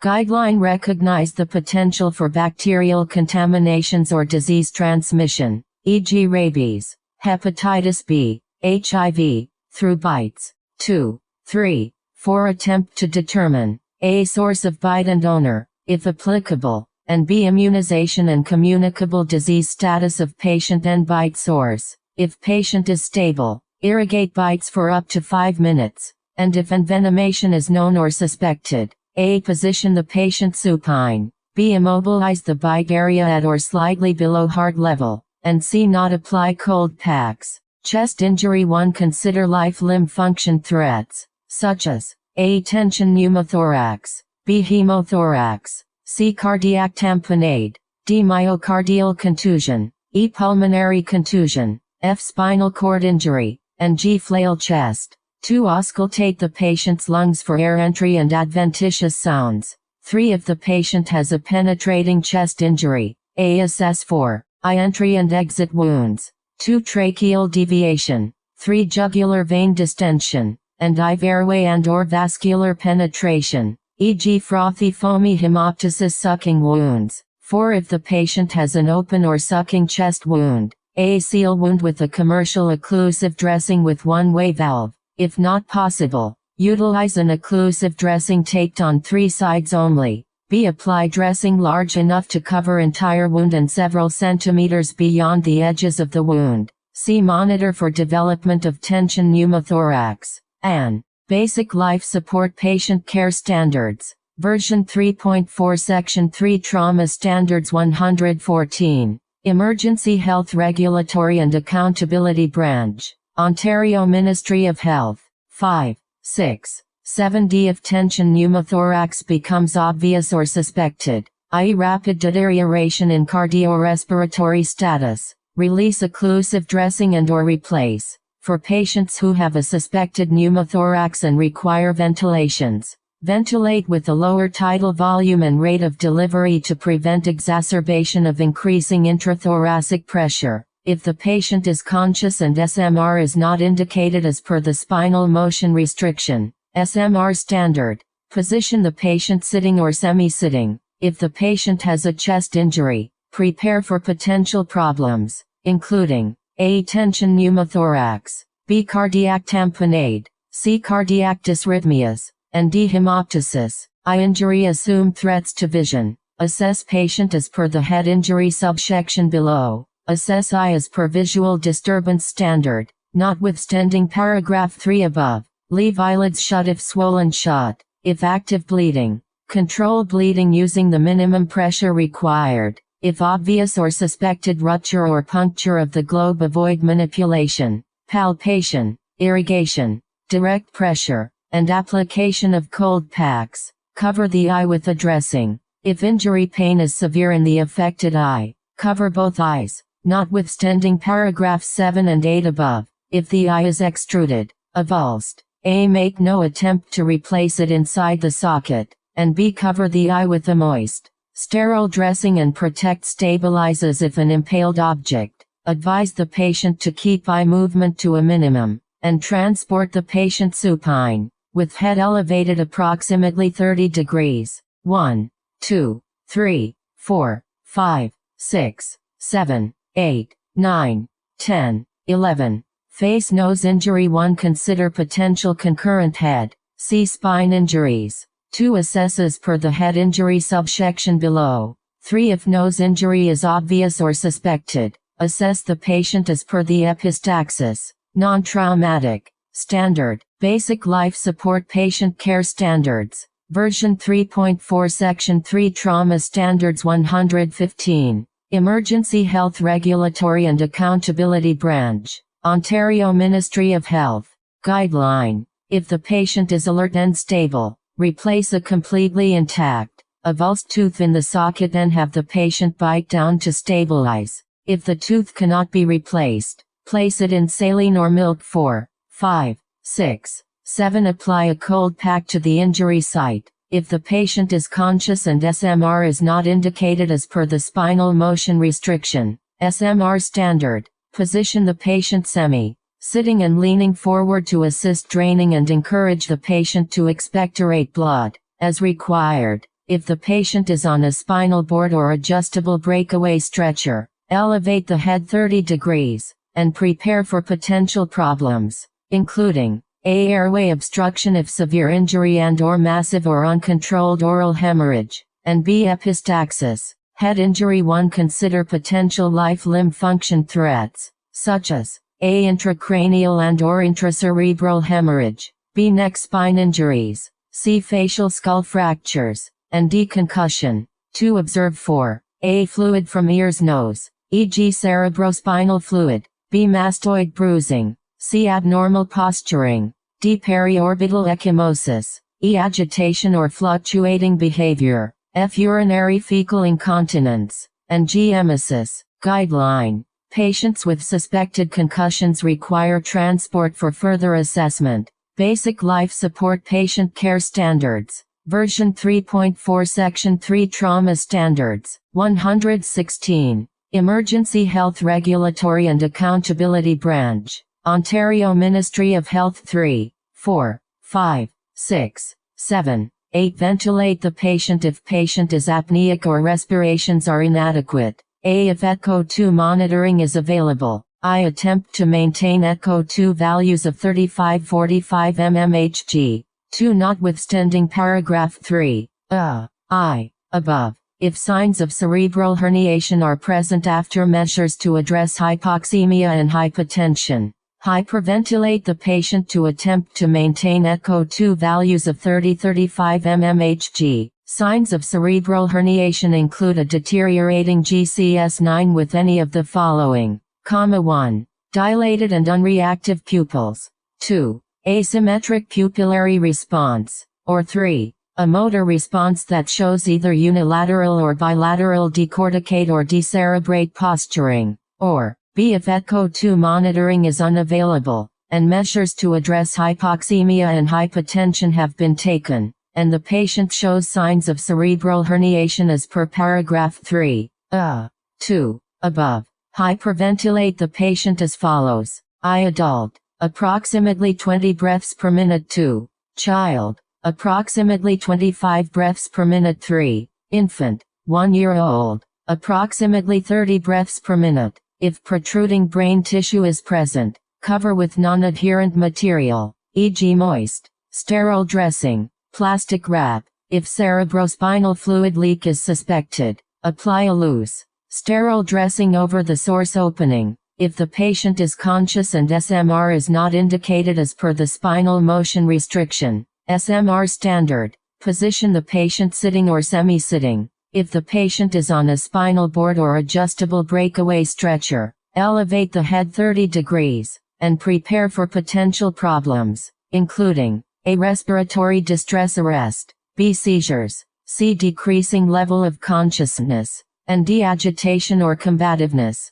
Basic Life Support Patient Care Standards. Version 3.4 Section 3 Trauma Standards. 117. Emergency Health Regulatory and Accountability Branch. Ontario Ministry of Health. Neck-back injury. 1. If the patient has a penetrating neck injury, assume vascular and airway lacerations. Tears. 2. Auscultate the patient's lungs for decreased air entry and adventitious sounds. 3. Observe 4. A. Diaphragmatic breathing, B. Neurological deficits, C. Priapism, and D. Urinary fecal incontinence retention. 4. Perform, at a minimum, a secondary survey to assess A. for airway and/or vascular penetration, e.g. frothy foamy hemoptysis, B. lungs, for decreased air entry and adventitious sounds through auscultation, C. head neck. 4. Jugular vein distension, and tracheal deviation, and D. chest, for subcutaneous emphysema, and 5. If the patient has a penetrating wound, A. assess for entry and exit wounds, B. apply pressure lateral to, but not directly over the airway, and C. apply occlusive dressings to wounds. Use non-circumferential bandaging. Guideline. The attending paramedic should sit within the patient's view when possible, so the patient does not attempt to turn his/her head. Basic Life Support Patient Care Standards. Version 3.4 Section 3 Trauma Standards. 118. Emergency Health Regulatory and Accountability Branch. Ontario Ministry of Health. Burns. Thermal. Standard. In situations involving a patient with a thermal burn, The paramedic shall, 1. If the patient is in a smoke fume-filled environment, request assistance from fire personnel and ensure that the patient is moved as quickly as possible to a fresh air zone when safe to do so. 2. Consider life-limb function threats, such as A. Airway burns, B. Asphyxia, smoke inhalation, C. Carbon monoxide cyanide poisoning, and D. Shock. 3. Attempt to determine A. Source of burn, B. If burn due to fire, I. Whether the fire occurred in an enclosed space, and 2. Whether the patient was unconscious or lost consciousness during exposure to fire fume smoke. 4. Stop the burning process. 5. When attempting to remove clothing from injury site, cut around clothing that is adherent to skin. 6. Perform, at a minimum, a secondary survey burn assessments, as follows. A. Estimate severity to include I. Area burned, e.g. location, circumferential. 2. Burn depth, degree, and 3. Percentage of body surface area burned. Guideline. Utilize the rule of nines to estimate percentage of body surface burned, or the modified rule of nines for pediatrics. B. Assess distal neurovascular status in burned extremities. C. Assess for signs of smoke inhalation and upper airway injury. Guideline. Signs of smoke inhalation and upper airway injury include decreased air entry, burns to lips or mouth, carbon particles in saliva or sputum, cough, drooling. Basic Life Support Patient Care Standards, version 3.4 Section 3 Trauma Standards 119, Emergency Health Regulatory and Accountability Branch, Ontario Ministry of Health. Stridor or hoarseness, facial burns, burned or singed nasal hair or eyebrows, or shortness of breath, shallow respirations, audible wheezes, or tachypnea. D. If burns involve an eye, assess eye as per visual disturbance standard, and E. notwithstanding paragraph 6. D. Above. If burns involve an eye and eye is swollen shut, leave eye shut. Guideline. If administering oxygen as per the oxygen therapy standard, in case of facial burns, gauze pads may be placed under the edges of the oxygen mask to decrease pain and irritation. Carbon monoxide, CO. Poisoning and cyanide toxicity are potential concerns for any incident involving combustible materials. Paramedics should administer high-concentration oxygen to known or suspected cases as per the oxygen therapy standard. 7, 8, 9, 10, 11, 12, 13, 14, 15, 16. For burn sites estimated to involve 15% of body surface area. Cool burns and limit cooling to 30 minutes to prevent hypothermia.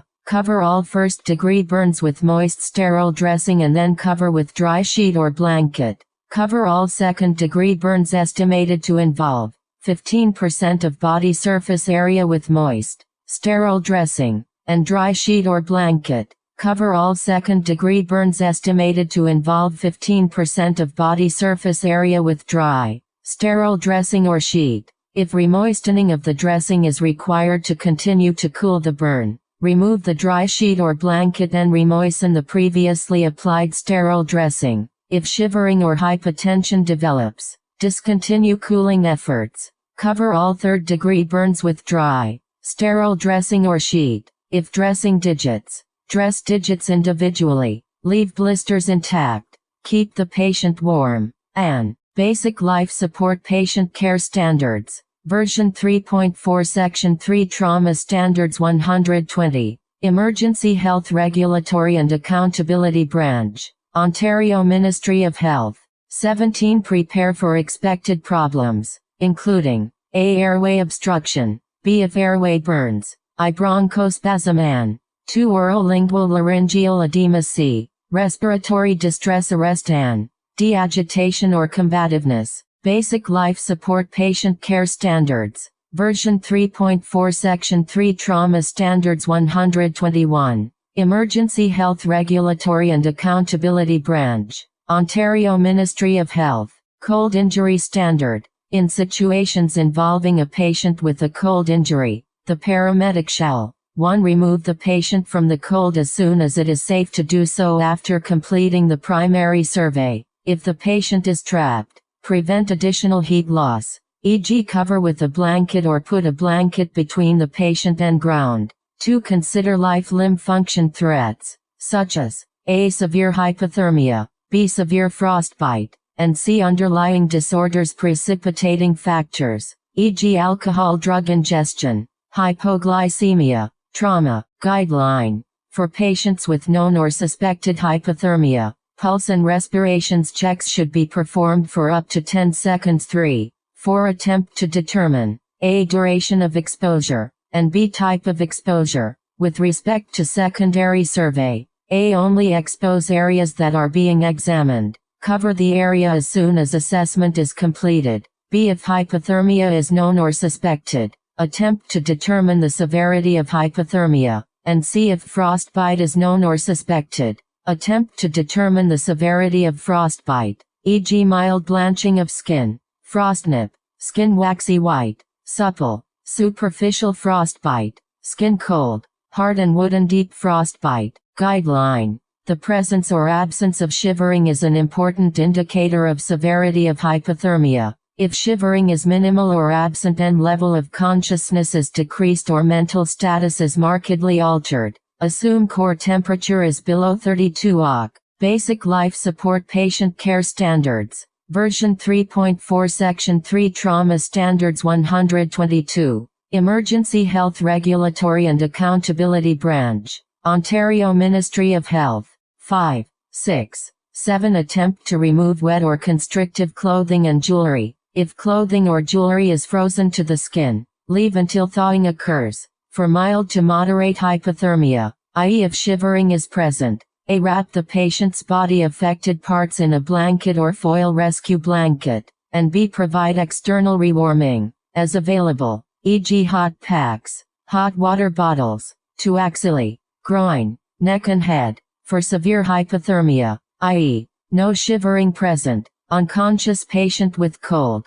stiff limbs, slow absent pulse and respirations and no other signs of obvious death, A. Wrap the patient's body affected parts in a blanket or foil rescue blanket, and B. When suction is required, do not perform vigorous suctioning or airway manipulation as it may trigger ventricular fibrillation. An guideline. SpO2 reading may be unobtainable or inaccurate due to poor reduced peripheral circulation in the cold extremities. 8. For frostbite, A. Wrap the patient's body affected parts in a blanket or foil rescue blanket, cover and protect the part. B. Not rub or massage the skin. C. Leave blisters intact. And D. If dressing digits, dress digits separately. Basic Life Support Patient Care Standards. Version 3.4 Section 3 Trauma Standards 123. Emergency Health Regulatory and Accountability Branch. Ontario Ministry of Health.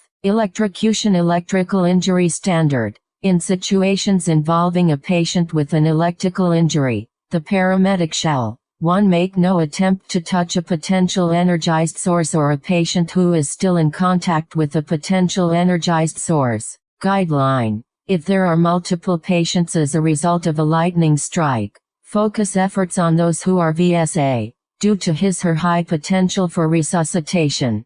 2, 3, 4, 5, 6. Consider life-limb function threats, such as A. Cardiopulmonary arrest, B. Dysrhythmias, C. Extremity neurovascular compromise, D. Multiple and/or severe trauma, E. Seizures, and F. Significant internal tissue damage. Attempt to determine A. Type of current, and B. Voltage. Assess for signs of significant electrical injury, including A. Burns, B. Cold mottled pulseless extremities, C. Dysrhythmias, D. Entry-exit wounds, E. Muscle spasms, F. Neurologic impairment, and G. Shallow irregular respirations. Reassess distal neurovascular status in the affected extremity approximately every 10 minutes if status was compromised on initial assessment, and prepare for potential problems, including A. Dysrhythmias, and B. Extremity neurovascular compromise. Basic Life Support Patient Care Standards.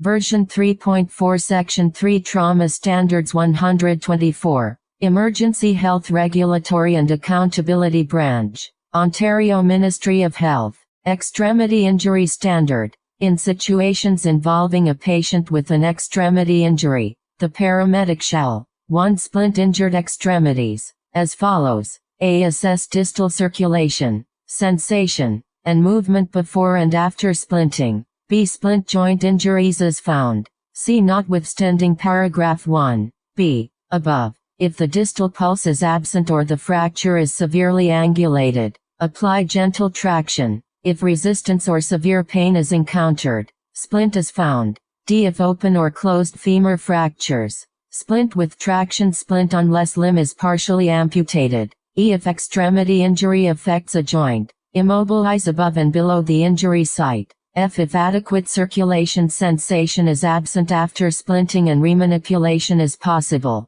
gently remanipulate the extremity to restore neurovascular status. G. If it is practical to do so, elevate the affected extremity. And H. Consider application of a cold pack over the affected extremity. 2. In cases of open fractures, A. Irrigate with saline or sterile water if gross contamination, and B. Cover ends with moist, sterile dressings and/or padding. An guideline. With respect to children, if splints do not fit, splint body parts together, e.g. arm to trunk, leg to leg, and pad in between. With respect to fractured femur or tibia, O. Stabilize by securing it to the uninjured leg prior to transfer to a spinal board or adjustable breakaway stretcher when utilized. O. If log rolling, log roll onto the uninjured side, if possible. 3. Reassess distal neurovascular status in the affected extremity every approximately 10 minutes if status was compromised on initial assessment.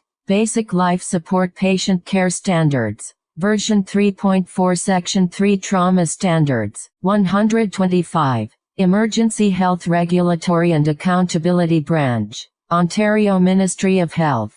Foreign Bodies. Eye, ear, nose. Standard. In situations involving a patient with a foreign body in his/her eye, ear or nose, the paramedic shall 1. Advise the patient not to attempt removal of the foreign body or discontinue attempts. 2. Inspect the affected area for visible signs of foreign body, injury, bleeding and discharge. 3. If the foreign body is in the eye, A. Assess eye as per the eye injury subsection in the blunt penetrating injury standard, and B. If penetration of the globe is not suspected, flush the affected eye. Guideline. For foreign body on the surface of the eye, attempt manual removal if the object is not on the cornea and is visible, accessible and easily removed, e.g. using a wet cotton-tipped swab or gauze. 4. 5. If the foreign body is in the ear, A. Consider the potential for a perforated eardrum if a blunt penetrating object was inserted, and B. Leave the object in place and support cover, and if the foreign body is in the nose,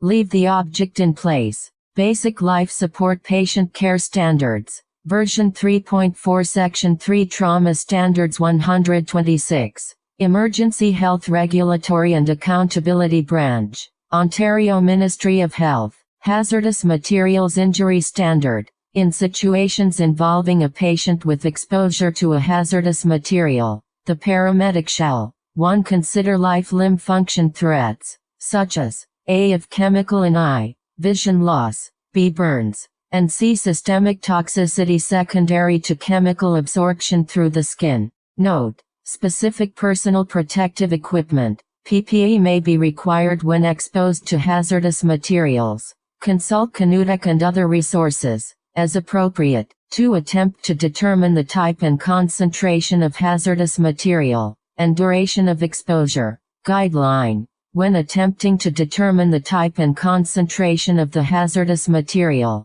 use resources, Allied Emergency Services, bystanders, CANUDEC resources. O. CANUDEC Emergency Line. O. Transport Canada Emergency Response Guidebook, Dangerous Goods Placard or Product Code Number, Material Safety Data Sheet, Poison Control Center. 3. 4. Attempt to remove any contaminated clothing or jewelry. Attempt decontamination prior to departing scene. Basic Life Support Patient Care Standards. Version 3.4 Section 3 Trauma Standards. 127. Emergency Health Regulatory and Accountability Branch. Ontario Ministry of Health. 5. 6. 7, 8, 9, 10, 11, 12, 13, 14, 15, 16, 17, 18, 19 of chemical injury to the eye. A. Assess the eye as per the visual disturbance standard, and B. Advise patient to remove contact lens if lens is readily removable. If chemical injury to extremity, assess distal neurovascular status in affected extremity. Brush off or manually remove solid, powdered hazardous materials. Attempt to follow first aid and decontamination procedures outlined in the Transport Canada Emergency Response Guidebook. Irrigate exposure site using large volumes of cool, not cold water, notwithstanding paragraph 9 above. Not irrigate if chemical known to be watery active. If irrigating, contain rinse water, if possible. If an alkali burn is known or suspected, irrigate for a minimum of 20 minutes at scene if patient is stable, and attempt to continue irrigation en route. For a known acid burn, irrigate for a minimum of 10 minutes at scene if patient is stable. For a known chemical exposure, irrigate for a minimum of 20 minutes at scene if patient is stable. With respect to eye irrigation, A. Attempt to utilize eye wash station equipment if available at scene. B. Advise patient not to rub eye. C. Position the patient with his/her affected side down if one eye is affected or supine if both eyes are affected. D. Manually open eyelids if required. And E. Attempt to irrigate away from tear duct.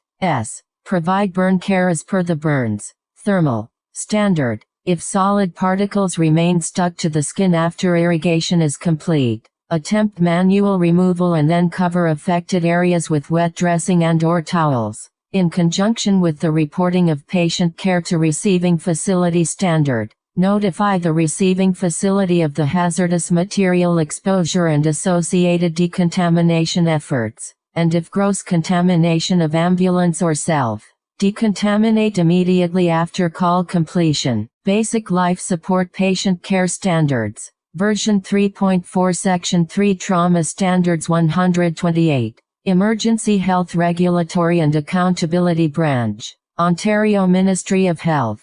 Soft Tissue Injuries Standard. In situations involving a patient with soft tissue injuries, the paramedic shall 1. Consider underlying injuries to deep structures, e.g. nerves, vessels, bones. 2. Control wound hemorrhage on the following anatomical basis. A. If the wound is located on an extremity, I. Apply well-aimed, direct digital pressure at the site of bleeding. 2. Apply a tourniquet. If tourniquet fails to stop bleeding completely or cannot be used for any reason, then apply a second tourniquet, and/or 3. Pack the wound with hemostatic dressing if appropriate and available, or standard gauze if contraindicated or unavailable. Maintain pressure and secure with a pressure dressing. B. If the wound is located in a junctional location, e.g. head, shoulders, armpit, neck, pelvis, groin, I. Apply well-aimed, direct digital pressure at the site of bleeding. 2. Pack the wound with a hemostatic dressing if appropriate and available, or standard gauze if contraindicated or unavailable. Maintain pressure and secure with a pressure dressing. C. If the wound is located in the hollow spaces of the skull, chest or abdomen, I. Apply manual pressure with a flat palm and a hemostatic dressing where available and appropriate, or standard gauze if cannot use hemostatic dressing.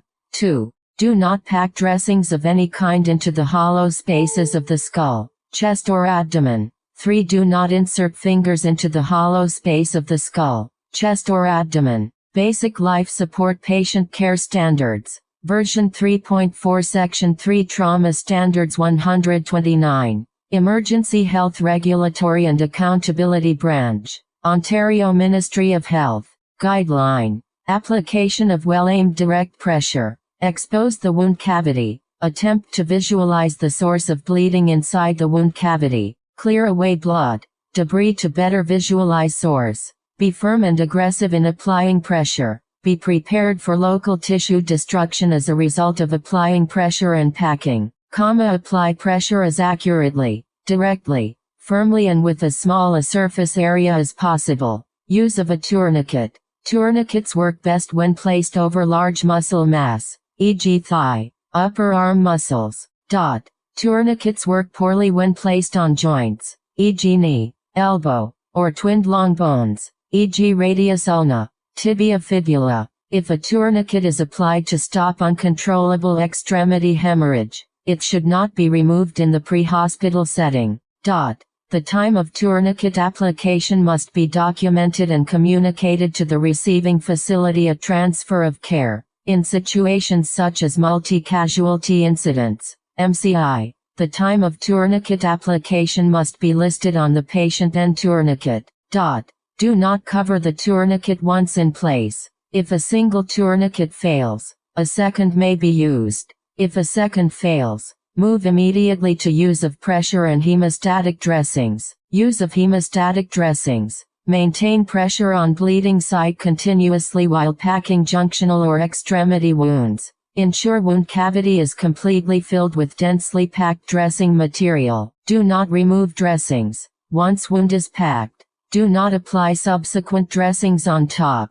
Basic Life Support Patient Care Standards. Version 3.4 Section 3 Trauma Standards. 130. Emergency Health Regulatory and Accountability Branch. Ontario Ministry of Health 3, 4, 5, 6, 7, 8, 9 Attempt removal of large surface contaminants. Leave embedded objects in place. In the stable patient, cleanse injury surfaces using saline or sterile water. During injury care, manually stabilize any impaled objects if object not yet stabilized. Cover protruding tissue organs with non-adherent materials, e.g. moist, sterile dressings or plastic wrap. Dress and bandage open wounds, prior to splint application, if applicable. If dressing digits, dress digits individually. Leave tips of fingers toes uncovered to allow observations of neurovascular status unless otherwise indicated by the standards, and reassess and monitor distal neurovascular status after dressing, bandaging, and/or splinting is completed. Loosen bandages to restore neurovascular status. Basic Life Support Patient Care Standards. Version 3.4 Section 3 Trauma Standards 131. Emergency Health Regulatory and Accountability Branch. Ontario Ministry of Health. Submersion Injury Standard. In situations involving a submersion injury, including scuba diving related disorders, the paramedic shall 2. Request appropriate personnel to carry out rescue operations, if required. 3. Unless authorized, make no attempt to participate in water or other types of rescue operations. 4. Consider life-limb function threats, such as A. Asphyxia, B. Aspiration, C. Hypothermia, D. Pulmonary edema, E. Underlying disorders which may have precipitated events, e.g. drug or alcohol consumption, hypoglycemia, cardiac dysrhythmias, trauma, spinal head injury, and F. Specific to scuba diving related disorders, I. Barotrauma, ears, sinuses, pneumothorax. 2. Decompression sickness, and 3. Arterial gas embolism. 5. Attempt to determine A. Duration of submersion, B. If water contains known or obvious chemicals, pollutants or other debris, and C. Water temperature, and 6. If scuba diving related, A. Attempt to determine I. Number, depth and duration of dives, 2. Rate of ascent, and 3. When symptoms occurred, e.g. underwater. Upon surfacing or within minutes thereof, possible gas embolus. More than 10 minutes after surfacing, possible decompression sickness. B. Where air embolism is suspected and the patient is on a spinal board or adjustable breakaway stretcher. Not elevate the head 30 degrees if level of consciousness is decreased. And C. Prepare for tension pneumothorax. Basic Life Support Patient Care Standards. Version 3.4 Section 3 Trauma Standards 132. Emergency Health Regulatory and Accountability Branch. Ontario Ministry of Health. Guideline with regards to arterial gas embolisms. Left-sided positioning has not been clearly shown to offer advantages to impede movement of embolism to the head but is recommended for other reasons, e.g. reduction of aspiration risk. Basic Life Support Patient Care Standards. Version 3.4 Section 3 Trauma Standards 133. Section 4 Obstetrical Standards. Emergency Health Regulatory and Accountability Branch, Ontario Ministry of Health, Section 4 Obstetrical Standards, Neonate Standard. In situations involving a neonatal patient, the paramedic shall 1. Be aware that the mother, in addition to the neonatal patient, may require care. 2. During the primary survey, A. Be aware of problems arising due to neonate anatomy and physiology, and B. Determine if the neonatal patient, I. is term gestation, 2. has good tone, and 3. has unlabored breathing. 3. If the patient does not meet the criteria listed in paragraph 2, b. above, recognize the potential need for neonatal resuscitation in conjunction with the ALSPCS. 4. Attempt to determine a brief history of the pregnancy, e.g. length of gestation, number of pregnancies, number of births. B. Details surrounding labor, e.g. duration. C. Details regarding delivery, e.g. whether delivery was precipitous. Complications. D. Who delivered the neonatal patient, e. the neonatal patient's color, breathing and level of activity since delivery, and F. any clinical care the neonatal patient has received since delivery. An. Basic Life Support Patient Care Standards, version 3.4 Section 4 Obstetrical Standards 135. Emergency Health Regulatory and Accountability Branch, Ontario Ministry of Health. 5. If the neonatal patient has just been delivered, regardless of the paramedic's participation in the delivery, A. Reassess the mother, if required. B. Wipe the nose and mouth of neonatal patient, if required. C. Clamp and cut umbilical cord, if not yet done, as per the ALSPCS. D. Position the neonatal patient supine on a firm surface and with his/her neck slightly extended, to establish a patent airway. Guideline. A small towel roll, such as a face cloth, may be placed beneath the neonatal patient's shoulders to facilitate head positioning. Be cautious not to hyperextend the neonatal patient's neck. E. Record time of delivery, or approximate. F. Tag tape the neonatal patient's arm with the time of delivery and the mother's name, if time and patient conditions permit. G. If the neonatal patient does not require neonatal resuscitation, I. Prior to transport, attempt to place the neonatal patient skin to skin on the mother's chest or abdomen, to facilitate temperature regulation, and advise the mother she may nurse if she wishes. And 2. Swaddle the neonatal patient with a blanket. H. Recognize a neonatal patient's inefficiency at regulating body temperature and maintain a normal temperature by recovering the neonatal patient during care. I. Take an APGAR score at 1 and 5 minutes post-delivery, if possible. And J. In conjunction with the Load and Go patient standard, initiate rapid transport if 5-minute APGAR score is less than 7. Basic Life Support Patient Care Standards, version 3.4 Section 4 Obstetrical Standards 136. Emergency Health Regulatory and Accountability Branch, Ontario Ministry of Health. Pregnancy Standard. In situations involving a pregnant patient, the paramedic shall 1. Consider life-limb function threats to both the mother and fetus, such as A. Preeclampsia, B. Prolapsed umbilical cord, C. First trimester complications, including I. Spontaneous abortion, 2. Ectopic pregnancy, and 3. Gestational trophoblastic disease, and D. Second and third trimester complications, including I. Spontaneous abortion,